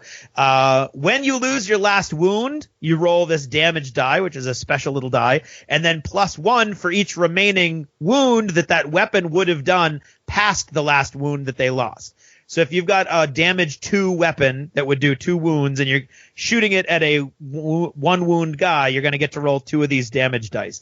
If you're firing a weapon that does a lot of damage, let's say a plasma pistol on maximal does 3, and it's a 1 wound guy, you're going to be rolling 3 of these damage dice. And the damage dice have either, remember, if it's in hand to hand, you're not pinned if you're hit. You're only going down if it's a serious injury or you're actually taken out of action. If you're hit in shooting, you're pinned no matter what the result was. Even if it didn't wound you, you're pinned because you're kind of diving for cover. But this die has a flesh wound result, which is you lose 1 toughness. It has the serious injury, which means you're face down, unless you're in hand-to-hand, in which case they just kill you right there. And if you're from shooting, all you can do is crawl, half your move per activation. And then it has out of action, which means you've been either knocked out or you're dead, or you find out later why you're out of action, but you're out of the game. And if you've got a serious injury, like I said, all you can do is crawl. And a flesh wound is -1 toughness, and if your toughness is ever reduced to 0, you are dead. Which is this is one of those big changes from the old game, right, guys? Yeah. Yeah. I mean, it used to be 1 or 2. It was a flesh wound, which didn't really do anything. 3 or 4, it was a serious injury. And at 5 or 6, you were out of action. And it was, if you lost all your wounds, you rolled that once, and that's what happened, right? Right. Like, it's very similar. I mean, that's why I was kind of like, yeah, but it's not the same. No. I mean, you didn't lose 1 toughness, though, right? No. That's interesting because it makes you. It's kind of like a death spiral. You're really exactly. Now I need to watch out. So I needed that because what I found what happened. I really like this -1 toughness thing because it feels like every time you shoot someone, at least you have an effect. So the original Necromunda, if your opponent got really lucky on those out of action checks. Oh, you hit me with a las cannon. Oh, I rolled a 1. I'm okay. Oh, I'm okay. Oh, I'm okay. Oh, I'm okay. Right. Or even if they're hurt, it doesn't get any worse. Right. So here, even if I hit you, your toughness goes down 1, and now the next time I hit you, I'm more likely to wound you. Right. And when your toughness goes to 0, you're also out of action. Yeah. So a heavy bolter hitting you 3 times will kill a toughness 3 guy almost certainly, right? Even if he rolls well. And so I like that. I like that volume of fire has an impact, and I also like battlefield degradation. So that, to me, is a pretty substantial change over the old one, which is purely luck-based. So, yeah, there's still luck, but if I hit you with volume of fire, then I probably got you dead. Or at least really, really weak, and now my las pistols can really mess you up. Right. Yeah. Oh, yeah. Because 1 or 2 of these flesh wounds, and all of a sudden a las pistol is wounding you on a 2+. Right. Yeah. All of a sudden, anything to hit you, all of a sudden that first die roll is all that matters. Because once you're hit, you're pretty much screwed. Exactly. Yeah. And there is one thing that I have been confused with, and I think it might be dealt with in an FAQ that I haven't been able to find yet, is if I fell off a very tall building, one of my models did. And she got 3 wounds from the fall, and I rolled, and it was 3 serious injuries. And I don't know, like, by the rules as written, that just counts as 1 serious injury, and that's done. But that doesn't make sense to me, because if it was 2 flesh wounds and a serious injury, then I would be toughness 1 and on my face, right? So I think that serious injuries in the same attack might stack. I'm not sure. That is not how it's written in the game, though. So that's probably something that needs somebody other than me, because I can't look anything else up now. I'm done. Needs to look up. So that is the damage roll, which is new. And then there's the nerve test. For each friend within 3 inches of a model, if they go out of action or seriously injured, they have to take their test on their nerve stat. If they fail, they are now broken, and they run away for cover, and they remain broken until they can rally in the end phase at a later date. If they pass, they're fine, and they get a +1 on those rolls for each friendly fighter within 3 inches. So again, if your guys are all mobbed up, more of them are gonna have to take these nerve tests, but more of them are probably gonna pass because they're gonna have pluses on those tests. So that's kind of a cool thing too. And I think that's a holdover from old Necromunda. Am I correct? It sounds very familiar. Yeah, I think that's almost word for word the way it used to be. And then you come to the end phase. In the end phase, you have the old-fashioned bottle test. Yeah. Which must be a British term for run away. I don't know. No one's ever been able to answer that for me. But it's a little confusing. It's once you figure it out, it's okay, but it's a little confusing to start with on how to take when to take a bottle test, because it says you have to start taking them as soon as one of your models gets a serious injury or out of action, except that you can't fail it until you take a certain number of guys who go out of action or serious injury, because what you're doing is you're rolling 1d6, adding all of the models who have gone out of action or have serious injuries, and if that number that you roll or that results is more than the total number of gangers involved in that fight, then you bottle. Right. So there's really, like, if you've got 10 guys, then there's no reason for you to start rolling until you lose 5 guys. But it doesn't say that. It says you have to start rolling as soon as you lose 1. It's a little confusing. I find myself always fail, and I don't believe a 6 always fails. Although that might be something to look deeper at. But I haven't seen any specific rule that a 6 always does one thing, or because 6 is usually what you're looking for. Oh, right, yeah. So I don't know. This is for each model? No, this is for your gang. Right. This is for the whole gang. Okay. Yeah, So this is done, for your right? gang. Yeah. And if you pass, you're fine. Everything's good. If you fail in the old Necromunda, you failed your bottle check. You were done. Right. In the new Necromunda, you fail your bottle check. What that means is in each subsequent turn, and there's no way to recover from that. Once you've failed that, this is your new reality. At the beginning of every turn, before you activate any of your models, you have to make a cool check for every model, and everyone who fails runs away. And so it's not end of the game, right, like flat out end of the game, but it is your gang is going to start disappearing. And so there's an option for you to voluntarily bottle out, and you just try to get away. And that stinks for your guys who are seriously injured, because they automatically get captured. But otherwise, you can kind of like mitigate your losses, especially in a campaign scenario. But if you're playing to the bitter end, this is where the game can quite often start to drag, I found. Whereas in the old days, I was like, oh, failed my bottle check. Okay, we move on. Now it's failed my bottle check. Now I've just got one to worry about. But it's also cool because if you're playing a mission, all the best missions have an objective, right? If you're playing a mission with an objective and you haven't accomplished it yet, it kind of gives you – you're now on the timer, right? You're on a clock, and you need to try to get that done. So, again, adds some cool pressure. So that's the bottle check. Recovery tests, everybody who has a serious injury rolls 1 injury die, and that might modify your status. If it's a flesh wound, you flip yourself over. Now you're pinned, and you have a flesh wound, but you can activate as normal next turn. If it's a serious injury, then you still are just seriously injured, and all you can do is crawl next turn. If it is out of action, then you have succumbed to your injuries, and you've gone out of action. You can have assistance, which I think is neat. If there's 1 or more friendly models within 1 inch, you get to roll 2 dice and pick one. So it's kind of like a cool, one of your guys can come over to try to help. I have not had a game yet where I had a guy who had the luxury and the leisure to help another guy. He was busy shooting somebody up or burning their gang relic or something. But it's cool that you have that option. And then you need like a battle butler that will come over and excuse me, sir, do you need assistance? You need a juve, excuse me. You need a juve with no equipment. With only job, run around with one of your mean guys. That's what I just realized. That's what you need. You need a juve that's been trained. That's what they're there for. In first aid. And then finally, we didn't mention if you get broken, what happens? Well, you rally, you take a rally test in the end phase, and you make another cool check. If you passed, you're good. But if you fail, if you're visible to anybody, you're going to run again, and you remain broken. Uncool, man. Yeah, Uncool. man. That's cool, dude. You get a +1 for one or more friendly models within 3 inches now. So you don't get to add one for every guy. So you can't gang up and try to help them. But again, there are skills that will help you mitigate the array of skills at your disposal, which are all dictated by which gang you've chosen, can quite often mitigate parts of the game you'd rather not deal with. So if you don't really like the whole rally concept, then you can have a leader who's really good at rallying guys and things like that. And that's the basics of the game. So some changes, some new stuff, some old stuff. And one of the new things, all brand new to this game, is the tactics cards. Mm-hmm. Whole new addition to the game.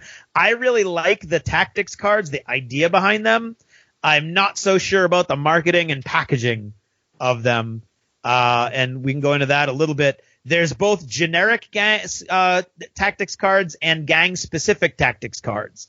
And what's going to happen is you're basically going to have a collection of these cards. And in your game, your mission is going to dictate how many of them you can have and whether they're random or you get to choose them. And usually you're going to get between 1 and 3. They're not like going to have a huge impact on the game usually, but they could change something about the game that you're playing. The problem I have is where you get these cards and how they're sold. For instance, the starter box comes with 4 Escher cards, 4 Goliath cards, and 20 generic cards. So that's a cool little spread. That's pretty neat. But then if you want the rest of the Escher cards or the rest of the Goliath cards, you need to buy a $15 box. And the $15 box is, in my mind, the worst deal on Games Workshop's entire collection right now, because you're only getting 26 they're kind of oversized cards, but you're only getting 26 cards in this pack. You're getting 8 cards for that specific gang, 12 different generic cards, so everybody kind of wants every one of these packs, and then 6 blank fighter cards that you don't really need. They're kind of cool. They're embossed with your house symbol if you want them, but you don't really need them. And there's several different websites now for making these cards custom made, so you don't have to handwrite them out, because that can be a giant pain, especially if your handwriting looks anything like mine. When you compare them to the $15 for the 40K army card decks, where you get a lot more cards, you get all your stratagems and you get all your missions and you get all kinds of like your psychic spells and your psychic abilities and everything, it just seems like $15 for 26 cards. Yeah, that's a little overpriced. It's a little overpriced, and the way they're packaging it. So, yeah, you don't need the Escher ones. You don't play Escher, but if you want those 12 generic cards in there for you to, it's kind of, it almost smacks a little bit of that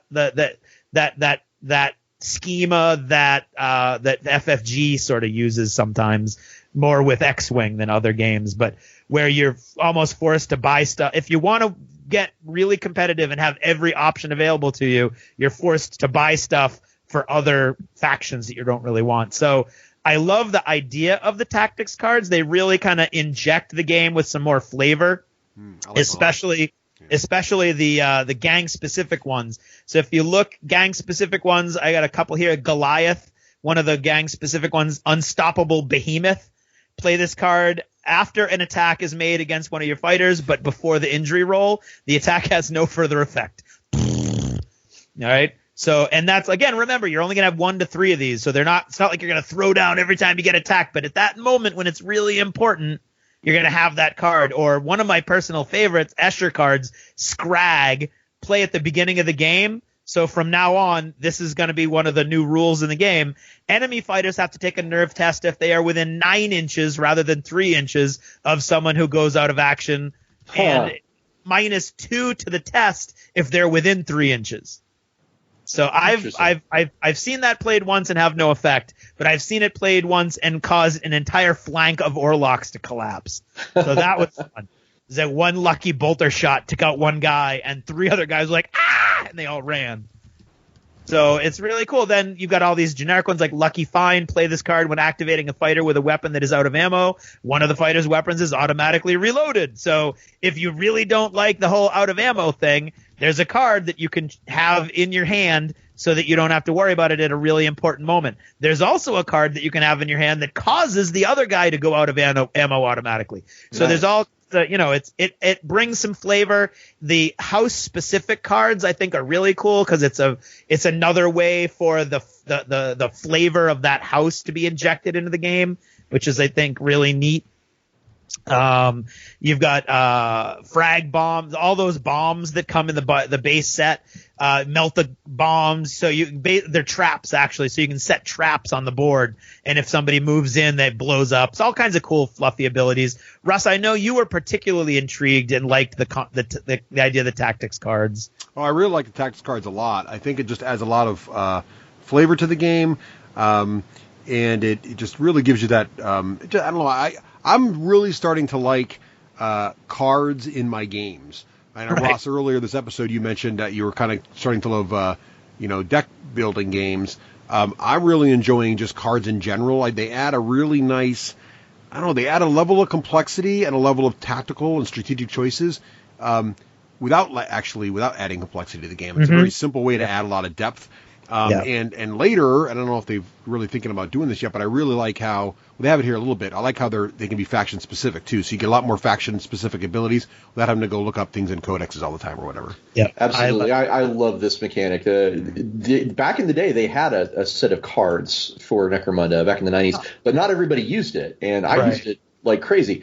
And of course, now, just like you, Russ, I really dig the idea of having that rule right there in my hand and being able to play, having that agency of playing something cool that has an effect on the table right then and there, which, of course, may or may not show up when we talk about Wrath and Glory. Cards. The magic. Look at the foreshadowing here. He's just Look at like, he's very good. he really is. Quite Right. So that's the game, except for now the missions. What are you trying to do? And I'm going to try to wrap this up relatively quickly. There's 2 different ways to play the game, right? We already discussed the Zone Mortalis is what they call it when you're playing in a 2D environment. And then you've got what they call Sector Mechanicus, which is the old-fashioned 3D environment, which is all these cool hard plastic terrain kits that they're coming out with now. You got to play this 3D. You got to. You have to. You absolutely have to. I mentioned in achievements that I did play one Zone Mortalis game because Ian and I wanted to see how that played out. Both of us agreed it just wasn't the same at all. The don't get me wrong, the tiles that come in it are beautiful. The artwork is gorgeous, but it's glossy, so in pictures it looks very much like a board game. And it just doesn't at all convey the sort of claustrophobic environment that you can get with a 3D thing. Now, the sad and unfortunate thing is that you can't play Sector Mechanicus without buying another book. So you need to buy Gang War, the supplement book, which you're going to have to buy anyway if you're going to play this game in any kind of depth, because the boxed set, we should say, only really comes with the ability to play with pre-made characters for the most part. You're not really going to be building a fully realized gang with skills and everything. You're not going to be growing it. There's no campaign in the boxed set rulebook. All of that comes from Gang War, the supplement book Gang War, which adds the 3D aspects to it, the campaign aspect, and all the skills and all that other cool stuff also. So both of the missions, both types of missions are very similar. They're going to tell you how to set up, how many of your fighters will join you, because just like an old-fashioned Necromunda, quite often not your entire gang will be involved. It'll tell you, almost always gives you options, like D3 plus 3 models are going to be involved. So you're going to get to choose, and of course you choose the most effective models for you. It'll tell you how many tactics cards you're going to have, and then how to set up your models on the board, and then any special rules that might be there. And victory points that you're going to get, how you figure out who wins, because in the boxed game, they're really only one-off games, and you're playing for a victory. So you're always playing what you would call just like an isolated game, and then how the battle ends. In Sector Mechanicus, which again you need that new $30 book for, you've got gang creation, you've got leaders, champions, gangers, jubes, skills, which are awesome, and that's that way to mitigate different parts of the game or give yourself a cool ability. And every leader has one, and every champion has one, and you choose your starting skills, so you can really sort of mold who you want these people to be, which is very cool. You can customize. There's all full customization at this level with this book. Campaign rules, the territories, the experience and advancement, persistent injuries that Russ was talking about that he hates a lot. Yeah. And again, but there are ways to mitigate that. There's a doctor you can bring your guy to. There's a medical kit that you can buy if you want to spend a lot of points to have that kind of like in your pocket just in case. So there's different things. You can actually hire hired guns that are good at healing people. So there's lots of different things you can do. Again, if there's a particular part of the game that you don't like, there are ways to mitigate that aspect of it. But mainly for me, the campaign and the 3D terrain is the reason you need, well, and the fact that you need it to run Goliath or Escher gangs. You need the Gang War book. And there's just a couple things. It introduces true line of sight. In the Zone Mortalis 2D games, you're just basing it off of, you could do it with a laser pointer, how much of the base can one guy see from the other guy, and it's all in a straight line environment. In the Sector Mechanicus, you're talking about true line of sight, which can be an issue, and you're going to be having some arguments maybe with some types of gamers. But I would argue there's almost no way to do this without true line of sight in the environments that you want to be building for Necromunda. Am I wrong in that? I think the terrain is just absolutely necessary. Like, I kind of wish they had like the beginner set, which was just the Zone Mortalis, and then the full Necromunda box included the 3D terrain and the Gang War book, because that really feels like where you need to be to play that game and get the most out of it. Yeah, I would say they almost they should have done a Shadow War version, which had all the terrain in it exactly as you said. That would have been clutch, and that thing was expensive, but it was worth every penny. Yeah, I agree, and I think you're right on the true line of sight, Craig. I mean, I'm not a huge true line of sight fan, but I think when you're going into this situation with the amount of, I mean, it's kind of funny, since they don't come with the 3D terrain in the base box, you could almost get it without true line of sight, but obviously they intend you to go to 3D terrain, so they went with true line of sight. Right. With Ross, I would like to, if you threw more terrain in there, it would really imply this is how you play the game, right? Right. Well, we should say there is no true line of sight in the boxed game. Right. It's just later, how much, it's just how geometrically how much of the base is visible. It's added in that second book. Because we have a lot of dead zone terrain lying around, which is pretty much perfect. Well, we've got all kinds of cool terrain lying around. Right. Yeah, and so this also introduces climbing and falling and jumping and all. Like, for instance, Reese's gang leader took Mighty Leap just because he liked the concept of jumping. Hell yeah, that's awesome. Guys, buddy, this isn't really going to be very useful. No, I want it. Like, wait, could my guy jump from there to there? Like, yes, he could. Okay, that's what I want. So that's very cool. And then the missions work pretty much the same. The book says go on a 4x4 table. I find a 4x4 table makes for a much longer and a slightly more frustrating game, and a 3x3 table really kind of forces the issue. So I think you could play on either, and all of the games I've seen them play on Warhammer TV have been on 3x3. So, and they all seem to work really cool, but that's, your mileage may vary. And again, it's going to tell you how many tactics cards, what kind of the crew is. Now, because you could be playing skirmish, i.e. one-off games, or campaign, it's going to give you the victory conditions of the game. How do you define victory? But that's only a concept if you're not in the campaign. The campaign does not have the concept of winning a game. It actually has the concept of who like outlasted the other guy, and whether you get points and experience and credits for doing certain things. So you could do a whole bunch of stuff and then voluntarily bottle, theoretically, and be better off than the guy who was last man standing on the board. So I like that, more tactical depth there. Okay. And then experience, who gets what experience. Everybody gets +1 for participating. You get +1 for taking out an enemy. Then the mission specifically will tell you what other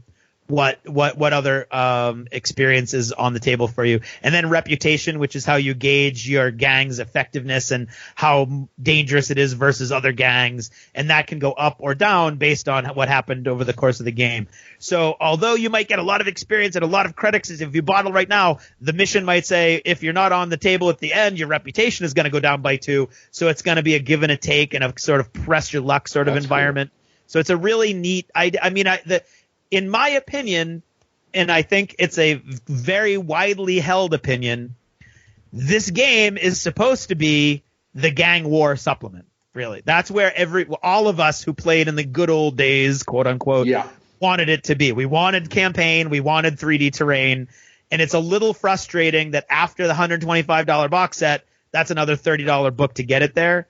It's also frustrating that that's the only way really for you to be building out your gangs with all the skills and everything. But at the same time, I don't know, $120 is a really good deal. So I'm torn really, but that's basically the game. Now, did I miss anything, Russ, that you noticed when we played that you want to kind of cover quickly before we go to final thoughts? No, or I think, Ross, is there anything there? I got the big stuff for me. Go ahead, Ross. I would agree with you that I think the 3x3 table is really the better way to play the game, because some of those weapons, with the ranges and things like it, it gets too much if you have, let's say you have a group of Eschers that are, primarily shooty versus a group of Goliaths who are primarily, beat your face in with their big industrial weapons. And the 4x4 table just makes it that much harder for the Goliaths to really get anything done. Yeah. Whereas 3x3, I still get the benefit of cool ranged attacks and things like that, but I have to worry about the close combat too. That's a thing that can and will happen, and it just feels a lot more equitable for the different types of gangs at that level. I think. And we should say that charging in almost all Games Workshop games was either double your movement or it was roll 2d6 and that's how many inches you're moving. In this game, it's very odd. It's your base movement plus D3. Weird. So you're not charging very far, which I have found extremely difficult to get into hand-to-hand.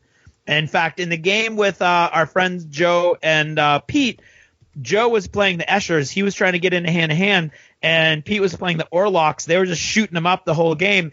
And Joe was never able to get into hand-to-hand because you have to get really close to a model, and that whole way you're getting shot at. And if you even just get pinned, you're bouncing up, but you can't charge because that's a double action. So you need a lot of terrain, and I feel you need that 3x3 because if at 4x4, that's just added that much more space that you've got to cross. Mm-hmm. And it's already so difficult to get a charge off that I've only ever been able to get a charge off either incidentally, like, oh my God, that just sort of happened randomly. I couldn't even plan that. Or it's a whole, I've got to double activate these guys off of my champion and then get them right in the right position. And then I have to have priority next turn or I get shot down, and so, which is cool because it sets up these big dramatic moments. But if your gang is very specifically hand-to-hand oriented, I think that's going to be a very frustrating aspect of the game. Right. So that's that. So before we go into final thoughts, Russ. Oh, sure. You don't want to have Ross do this today? I've had Ross do several things. I was setting you up all this time. I don't do the bullets very often, Russ. I don't often get this opportunity. I'm not going to pass it up. I am. In the persona of a Goliath ganger who's taken one too many head wounds from one particular Escher Juve. Yeah. Please describe the D6G rating system. Oh, that one really smarts. I'm gonna on the plus side, I got a hole there now, so I could put another forehead stud in. So let me think here. If I'm trying to find the proper stud, if I want a big and gnarly stud that really looks good, I would say that I would enjoy that stud. A chance I would roll a D6 and enjoy that stud would be like a 2+. A big gnarly stud, maybe gold stud would be cool. If, however, they only had a weedy stud that had like a little gem in it or something, then that wouldn't really be very cool. So in that case, that'd be like a 6+. So basically, lower's better is what I'm saying. That was masterful. Thank you. That is the best I've ever heard. That right was there. phenomenal right there. Well, I will go first and clear the decks for you two gentlemen. First, I think the nostalgia is great. I love that this is Necromunda, and I love that I'm playing it again. I want to play it more often than I have opportunities to play it, which is a good place to be and a bad place to be. And I'm super excited that Reese is enjoying it, so I hope I can kind of get a bit of my fix done that way. The new models putting together, as Russ and I have mentioned, they can be fiddly, especially the Eschers, where the face and the hair is separate. That can be very, very annoying. But when they are together, they are gorgeous, and they're a lot more versatile than even the kits themselves would indicate to you. So you've got more arms and more weapon options than the instructions are even hinting at you. And I really wish I had played a bunch and paid a lot more attention to the models before I just followed the instructions blindly and put them together, because I wish I had a plasma pistol instead of an auto pistol. I wish I had taken more auto guns, all kinds of different options, which intriguingly enough are probably going to make me buy another $40 box set. So and there you go. You? Yeah. Exactly. And so that worked probably exactly as planned. But as far as the modeling goes, it is not for the faint of heart. But the pieces do all snap together relatively easily when you put them in the places where they're supposed to be, and the instructions are relatively clear. So it's not a quick process, but it's not an impossible process, and you've got a lot more options. So I would recommend playing with some proxy models first, get an idea of the different weapons and what you like. Like las guns, like I said, we were playing with the las guns with short range at 12.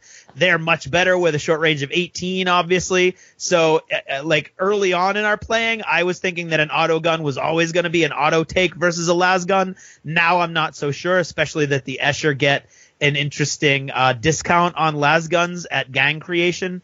But the models are awesome. I love almost all the changes that they made to the game, alternating activation, rolling more injury dice, things like that. Like I said, I don't mind at all the roll fest, the hit, the ammo, the wound, the armor. I love the drama that brings. And I like the campaign system. It seems to address the runaway gang effect that we really disliked, Russ. Although I will say that there are parts of it that are a little confusing. I found the territory rules very confusing. You start with a territory of 1, but is that 1 D6? I don't know. And then does somebody steal it? And how many do you get? So the territory part of the book I thought could be written more clearly. It was confusing. Other parts of it are much clearer. I like the tactics cards a lot. Some seem to be a lot more powerful than others, but you get to choose for the most part. Sometimes it's random, but sometimes you get to choose. I wish the measurements and the distances and things like that of abilities, etc., were a little more universal. So, like, stick to 4 inches or stick to 6 inches, or not like 3 inches for this one, but 4 inches for this one, but 6 inches for this other thing, because it's a lot more to remember. And maybe it's a little too granular. There's a lot to remember with nerve tests, bottle checks, causing cool checks, etc. But I think when I get all that under my hat, I think it's going to be cool. I don't like how the game is packaged and marketed, like I've already said. I don't like that to start a new gang, if you don't want the box set, it's going to cost you $85, $40 for the models. You need the $30 rule book because the rules they're not anywhere else. So if you want to start an Orlok gang, you have to get Gang War 2. So you're going to get $40 for the Orlok plastics, 10 guys, which is a good deal, especially for a Games Workshop box set. You're going to have to pay $30 for the rule book, and then you're going to have to pay $15 for the tactics cards. So that's your $85 out on a very little skirmish game. So that's not a lot. That's not a huge amount of money, but it feels like more than it should be when it's all scattered out there, and there's not just one rule book with all the rules for all the gangs like it used to be. I feel like you're going to be chasing a lot of the gang war books. And for me, a person like me who really likes multiple gangs, that's going to get to really expensive, and it's probably going to mean I'm not going to buy every one of those gangs because I don't want to spend $85 every time I get a new gang like that. So that's a little bit off for me. That seems a little bit like old Games Workshop, not the cool new Games Workshop that we're becoming used to. But for the most part, I really enjoy this game. I can't disentangle my nostalgia from my reaction. So your mileage very well may vary if you aren't familiar with Necromunda or you don't have the fond memories that many of us have. I'm going to say this game is for miniatures players. I'm going to give it a 4+. I'm going to give it a 3+ if you like Games Workshop games in general.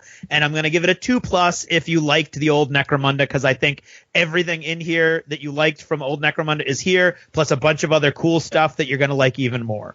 So I'm going to a gradient of a 4+, 3+, 2+ rating. Okay. Ross, what do you think? Well, okay, to start out, I have to say, Necromunda was one of my favorite games of all time, and I just adored it. So I am definitely not the typical audience. I am the literally the core audience for this game.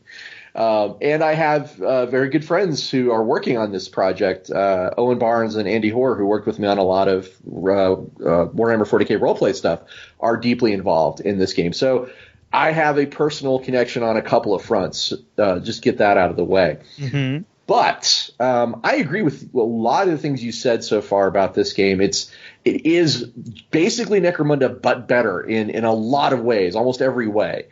And it has a lot of going for it in terms of it is that nostalgic Games Workshop feel of roll a bunch of dice to make a thing happen, right? And it's got some really cool new twists on an old favorite, like the cards and like some of the adjustments they've made. I think my biggest issue is the way it's packaged and marketed. I think you really need a box set that is the game plus Gang War plus some 3D terrain, and that would be like probably a $200 box set. Okay, but I would buy that because it has everything. Yeah, and you're right. I think it's just not really that Necromunda game without Gang War and without the 3D terrain. So I feel like they wanted to do a beginner set, which was the Zone Mortalis, right? Yeah, and that just kind of morphed into somehow the base set. But yeah, I mean, aside from that, some really, really cool stuff for people who are fans of 40K. They've got Beastmen in the game now. They've got Squats in the game now. And they're building just awesome lore. And they're working with Forge World to really help and develop it. In fact, they just had a preview recently of these the new pets that your guys can have. Okay. Yeah. And one of those is actually right out of Dark Heresy. It's the Fear Cat, which is amazing. So I love that it has that strong role playing feel too, where a lot of the stats are more related to a characterful feel than a tactical feel. Right. Right.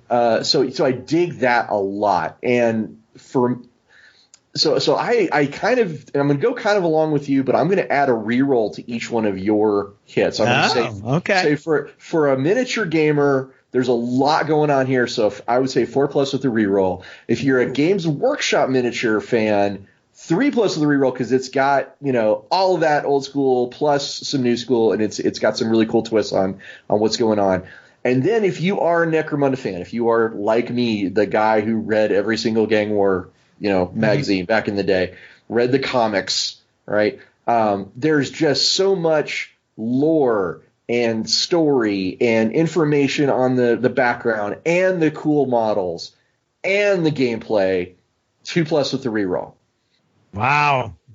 That's some serious rating right there. Nice. Russ? Well, all right. So I'm going to look at this a little different than you guys, because you're looking at it both very much through the lens of the nostalgia for Necromunda. And of course. Yeah, absolutely. Necromunda has a lot of nostalgia for me, but as Craig pointed out earlier, there are also some bits about it that made me very excited to move away from it into 40K. And I like it is in every way better. So I completely agree with both of you on all your comments. I do not disagree in any way. I think the value is pretty good. I do think the packaging is a little rough, but other companies are doing the same thing. I think the way Fantasy Flight packages Rune Wars, quite frankly, is similar, especially if you want to get all the cool cards, you got to buy another set of the same models, kind of. Yeah. So that's not. I mean, it's not just a GW thing anymore. But one of the things I wish Necromunda always had, and I feel like, Ross, you're getting there. There never was as much variety in Necromunda as I would have liked. So in other words, the factions are all basically human factions with slight twists. Like I know at one point with Necromunda they had like the Eldarchy kind of sneak in, but like I want like all the 40k factions in there. I want to be able to play orcs. I want to be able to play, Eldar. I want to be able to play Necrons. I want to be able to have really different, non-human creatures in there and have really different factions. And I feel like they're probably going to do that with a different skirmish game. So this will just basically be the humans. I do love Shadow the fact they're adding War. pets. Yeah, Shadow War. Or Shadow Kill War Team, does which that. was just Yep. announced. Or Kill Yep. Team. Like, I wish, so like, do I have to play different, do I have to own different GW rule sets to be able to play would it be nice if there was one rule set that I could bring all these different things together under? Because it would But you be can cool. hire a Beastman bounty hunter. No, I know, and I can have a squad. I can have a squad. I want squads, right? Like, there's nods to this stuff, and it's great. But I just wish it was broader. So I guess that's my thing, because now there's so many great skirmish games that I think you need that variety. And I don't see really anything here except for rule simplicity that would like sway a Infinity player over to Necromunda, right? Like they've got much more variety and but it's much more complex game too. But so like I feel like it's a good play. It's definitely a nostalgia play. I'm curious if it really brings non-Necromunda nostalgia players to the field. So I'm not sure there's enough different here to attract to attract that person. So that's it. I'm going to give it a straight up 4+. I think it's a solid game. I think you're going to really enjoy it. And I think if you take the time to add height to your table, either through one of the expansions or building it yourself, you'll definitely love it, because it's definitely a game that rewards really dense terrain. So there's a lot to love here. I do like it a lot. It's just they're in a very competitive market, so they need a lot more variety, I think. I get it. That makes sense. Fair point. All right. Well, there you have it. Those are the ratings. And Ross, thank you so much for joining us. Thank you, guys. I love being on your show. So totally the pleasure's mine. It is absolutely always a pleasure. Yeah. Ross, if we want to find out more about yourself, about Wrath and Glory, or any other projects you're working on, where should we or our listeners go on the internets to find out? Okay, well, you can find out more about Wrath and Glory at UlyssesNorthAmerica.com, which is our homepage. Yeah. You can find out more about me. I am at the Ross Watson on Twitter, and I have a blog post, which is therosswatson.com, where I occasionally talk about game design and what's going on in my life. Those would be the three main places that you can find out what's going on. And, of course, I'm on Facebook as well. Cool. Very cool. Well, thank you. And sounds like we need to break a precedent and have him back to back Lost Chapters. Russ. I think we have to do that, Craig. We'll have to figure that out. Well, I don't want to cause any trouble, guys. You know. No, it'll just be trouble. Steven. Steven's really the only one. Maybe Terrace. Everyone else will be fine. Just Bonacor will hunt you down like a dog. Otherwise, you're fine. All right. Well, Ross, thank you so much. We'll look forward to seeing you soon, real soon in Dunkin' Donuts. Absolutely. For the Emperor. For the Emperor!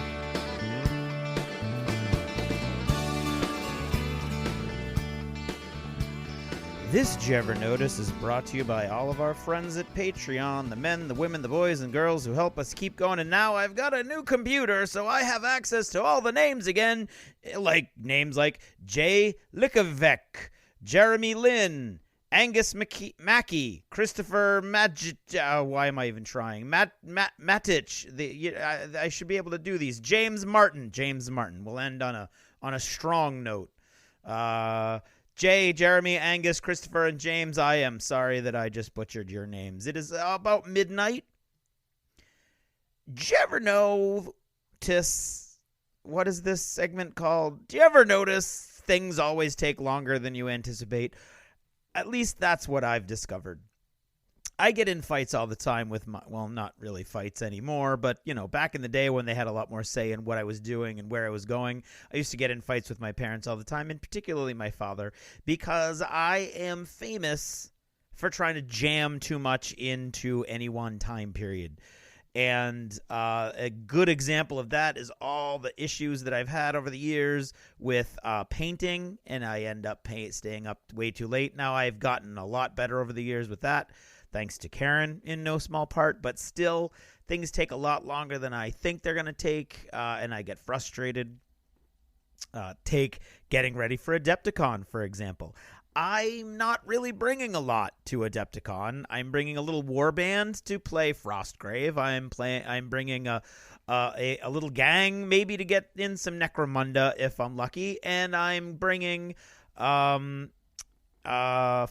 Adventures, Brigands, and Browncoats, for which I purchased, acquired, and or otherwise got my filthy little mitts on 3D pieces for all the card stock terrain, like safes and crates and terminals.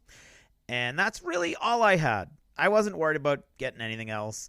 And the gang was almost done. The warband was already done. And then, of course, I'm like, well, if I got a couple of these things over here, and I already had all those things, so I might as well paint those. And I'm like, well, maybe if I do a little extra work on these gangs, maybe if I do 2 gangs instead of 1. And then, oh, look, I found the treasure tokens that I got ages ago in the mail for Frostgrave. Well, I might as well paint those up. And then, of course, well, I might as well put snow effect on all that stuff. And then, of course, well, I rolled up some treasure for this particular adventure, and I had Reese roll it up because I know myself, and if I was rolling by myself, I would feel bad, I would feel guilty, I would be tempted. I would like to think I wouldn't re-roll bad rolls, but I would feel tempted, and then that temptation would make me feel awful. So I just had Reese do it because Reese is a brutally honest and straightforward young man who would never have let me re-roll it, so I knew that it wasn't going to be an issue. So I got a bunch of potions that I didn't really think much about, and I found I was going to sell those back for coin, and then I started to look at those, and wow, I've got a really cool model that would represent that, and so of course had to paint that as well. So here I am, it's about midnight, and I haven't started packing yet, and of course I realized that I promised Russ that I would get him a Did You Ever Notice yesterday. So then I came downstairs, and of course, brand new computer, very, very excited. However, yeah, I mean, Russ is awesome and indispensable with many things, but especially in all things computers. So he had everything. He helped me put everything. Actually, he put everything on here. Did we even talk about the fact that we played Giant Killer Robots? I hope we did. Last episode. See this. Lately, we've all been traveling, and it's been very difficult to keep track of what's in what episode. It's very confusing. It's only going to get more confusing over the next week or so. But we were playing Giant Killer Robots, and he was loading up all the stuff on my computer, including Audacity. And I had not tried it until now.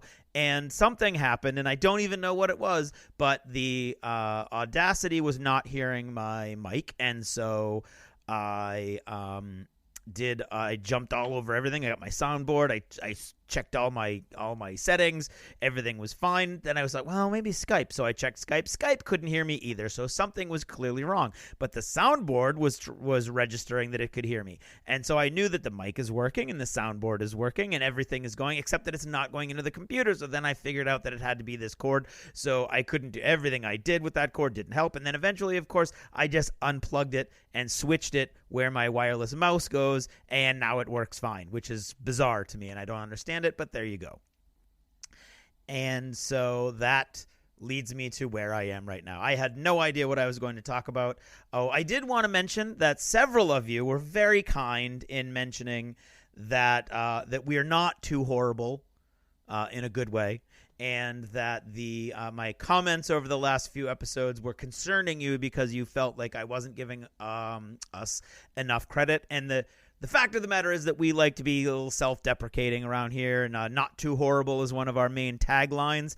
It was an actual iTunes review that was left almost a decade ago now. And so we've kind of embraced that. And so I don't think we're horrible. I think we're pretty darn good. Although, did you ever notice, to be frank, is hit or miss. And I'm deathly afraid this one may very well be a miss. And I'm dizzy. I haven't been sleeping all week trying to get this stuff ready that I didn't need to get ready. And then I decided I wanted to get ready. And yeah, so there you go. And yeah, so that's the whole story behind Not Too Horrible and that. Although the last Did You Ever Notice was recorded on my phone. And so I was terrified that was going to sound really ridiculous. So I am going to just throw a bunch of hopefully clean clothes in a suitcase and pad them around my battle foam case, so I only have to check one bag.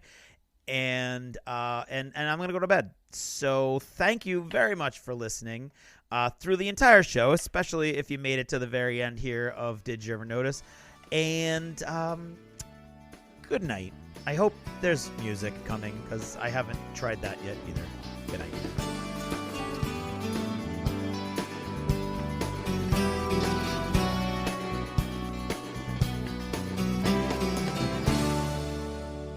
Achievement unlocked!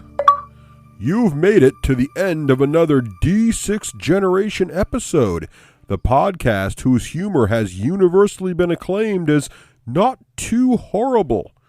Please let us know what you thought of the show by either emailing us at info@thed6generation.com or by posting in our official D6G episode thread at the top of the DACA discussions forum on DACA.com.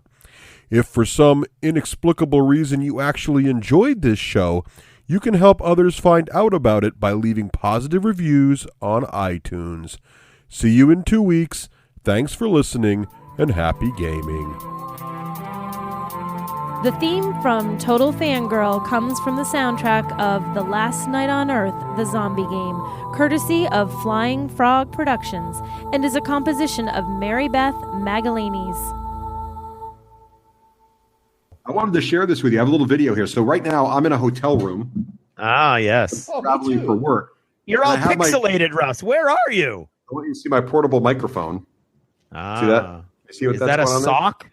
It is, because if you don't pack a pop filter, okay, you can make a pop filter out of a sock. Look at you. See?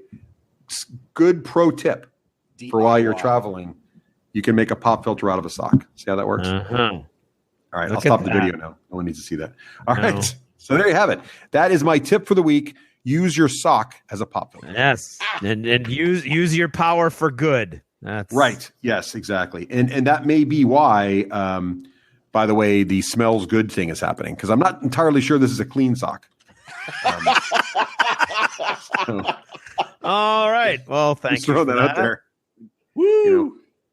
You know, okay. The mileage may vary. This last chapter is also called TMI. TMI. Too much information about my pop filter.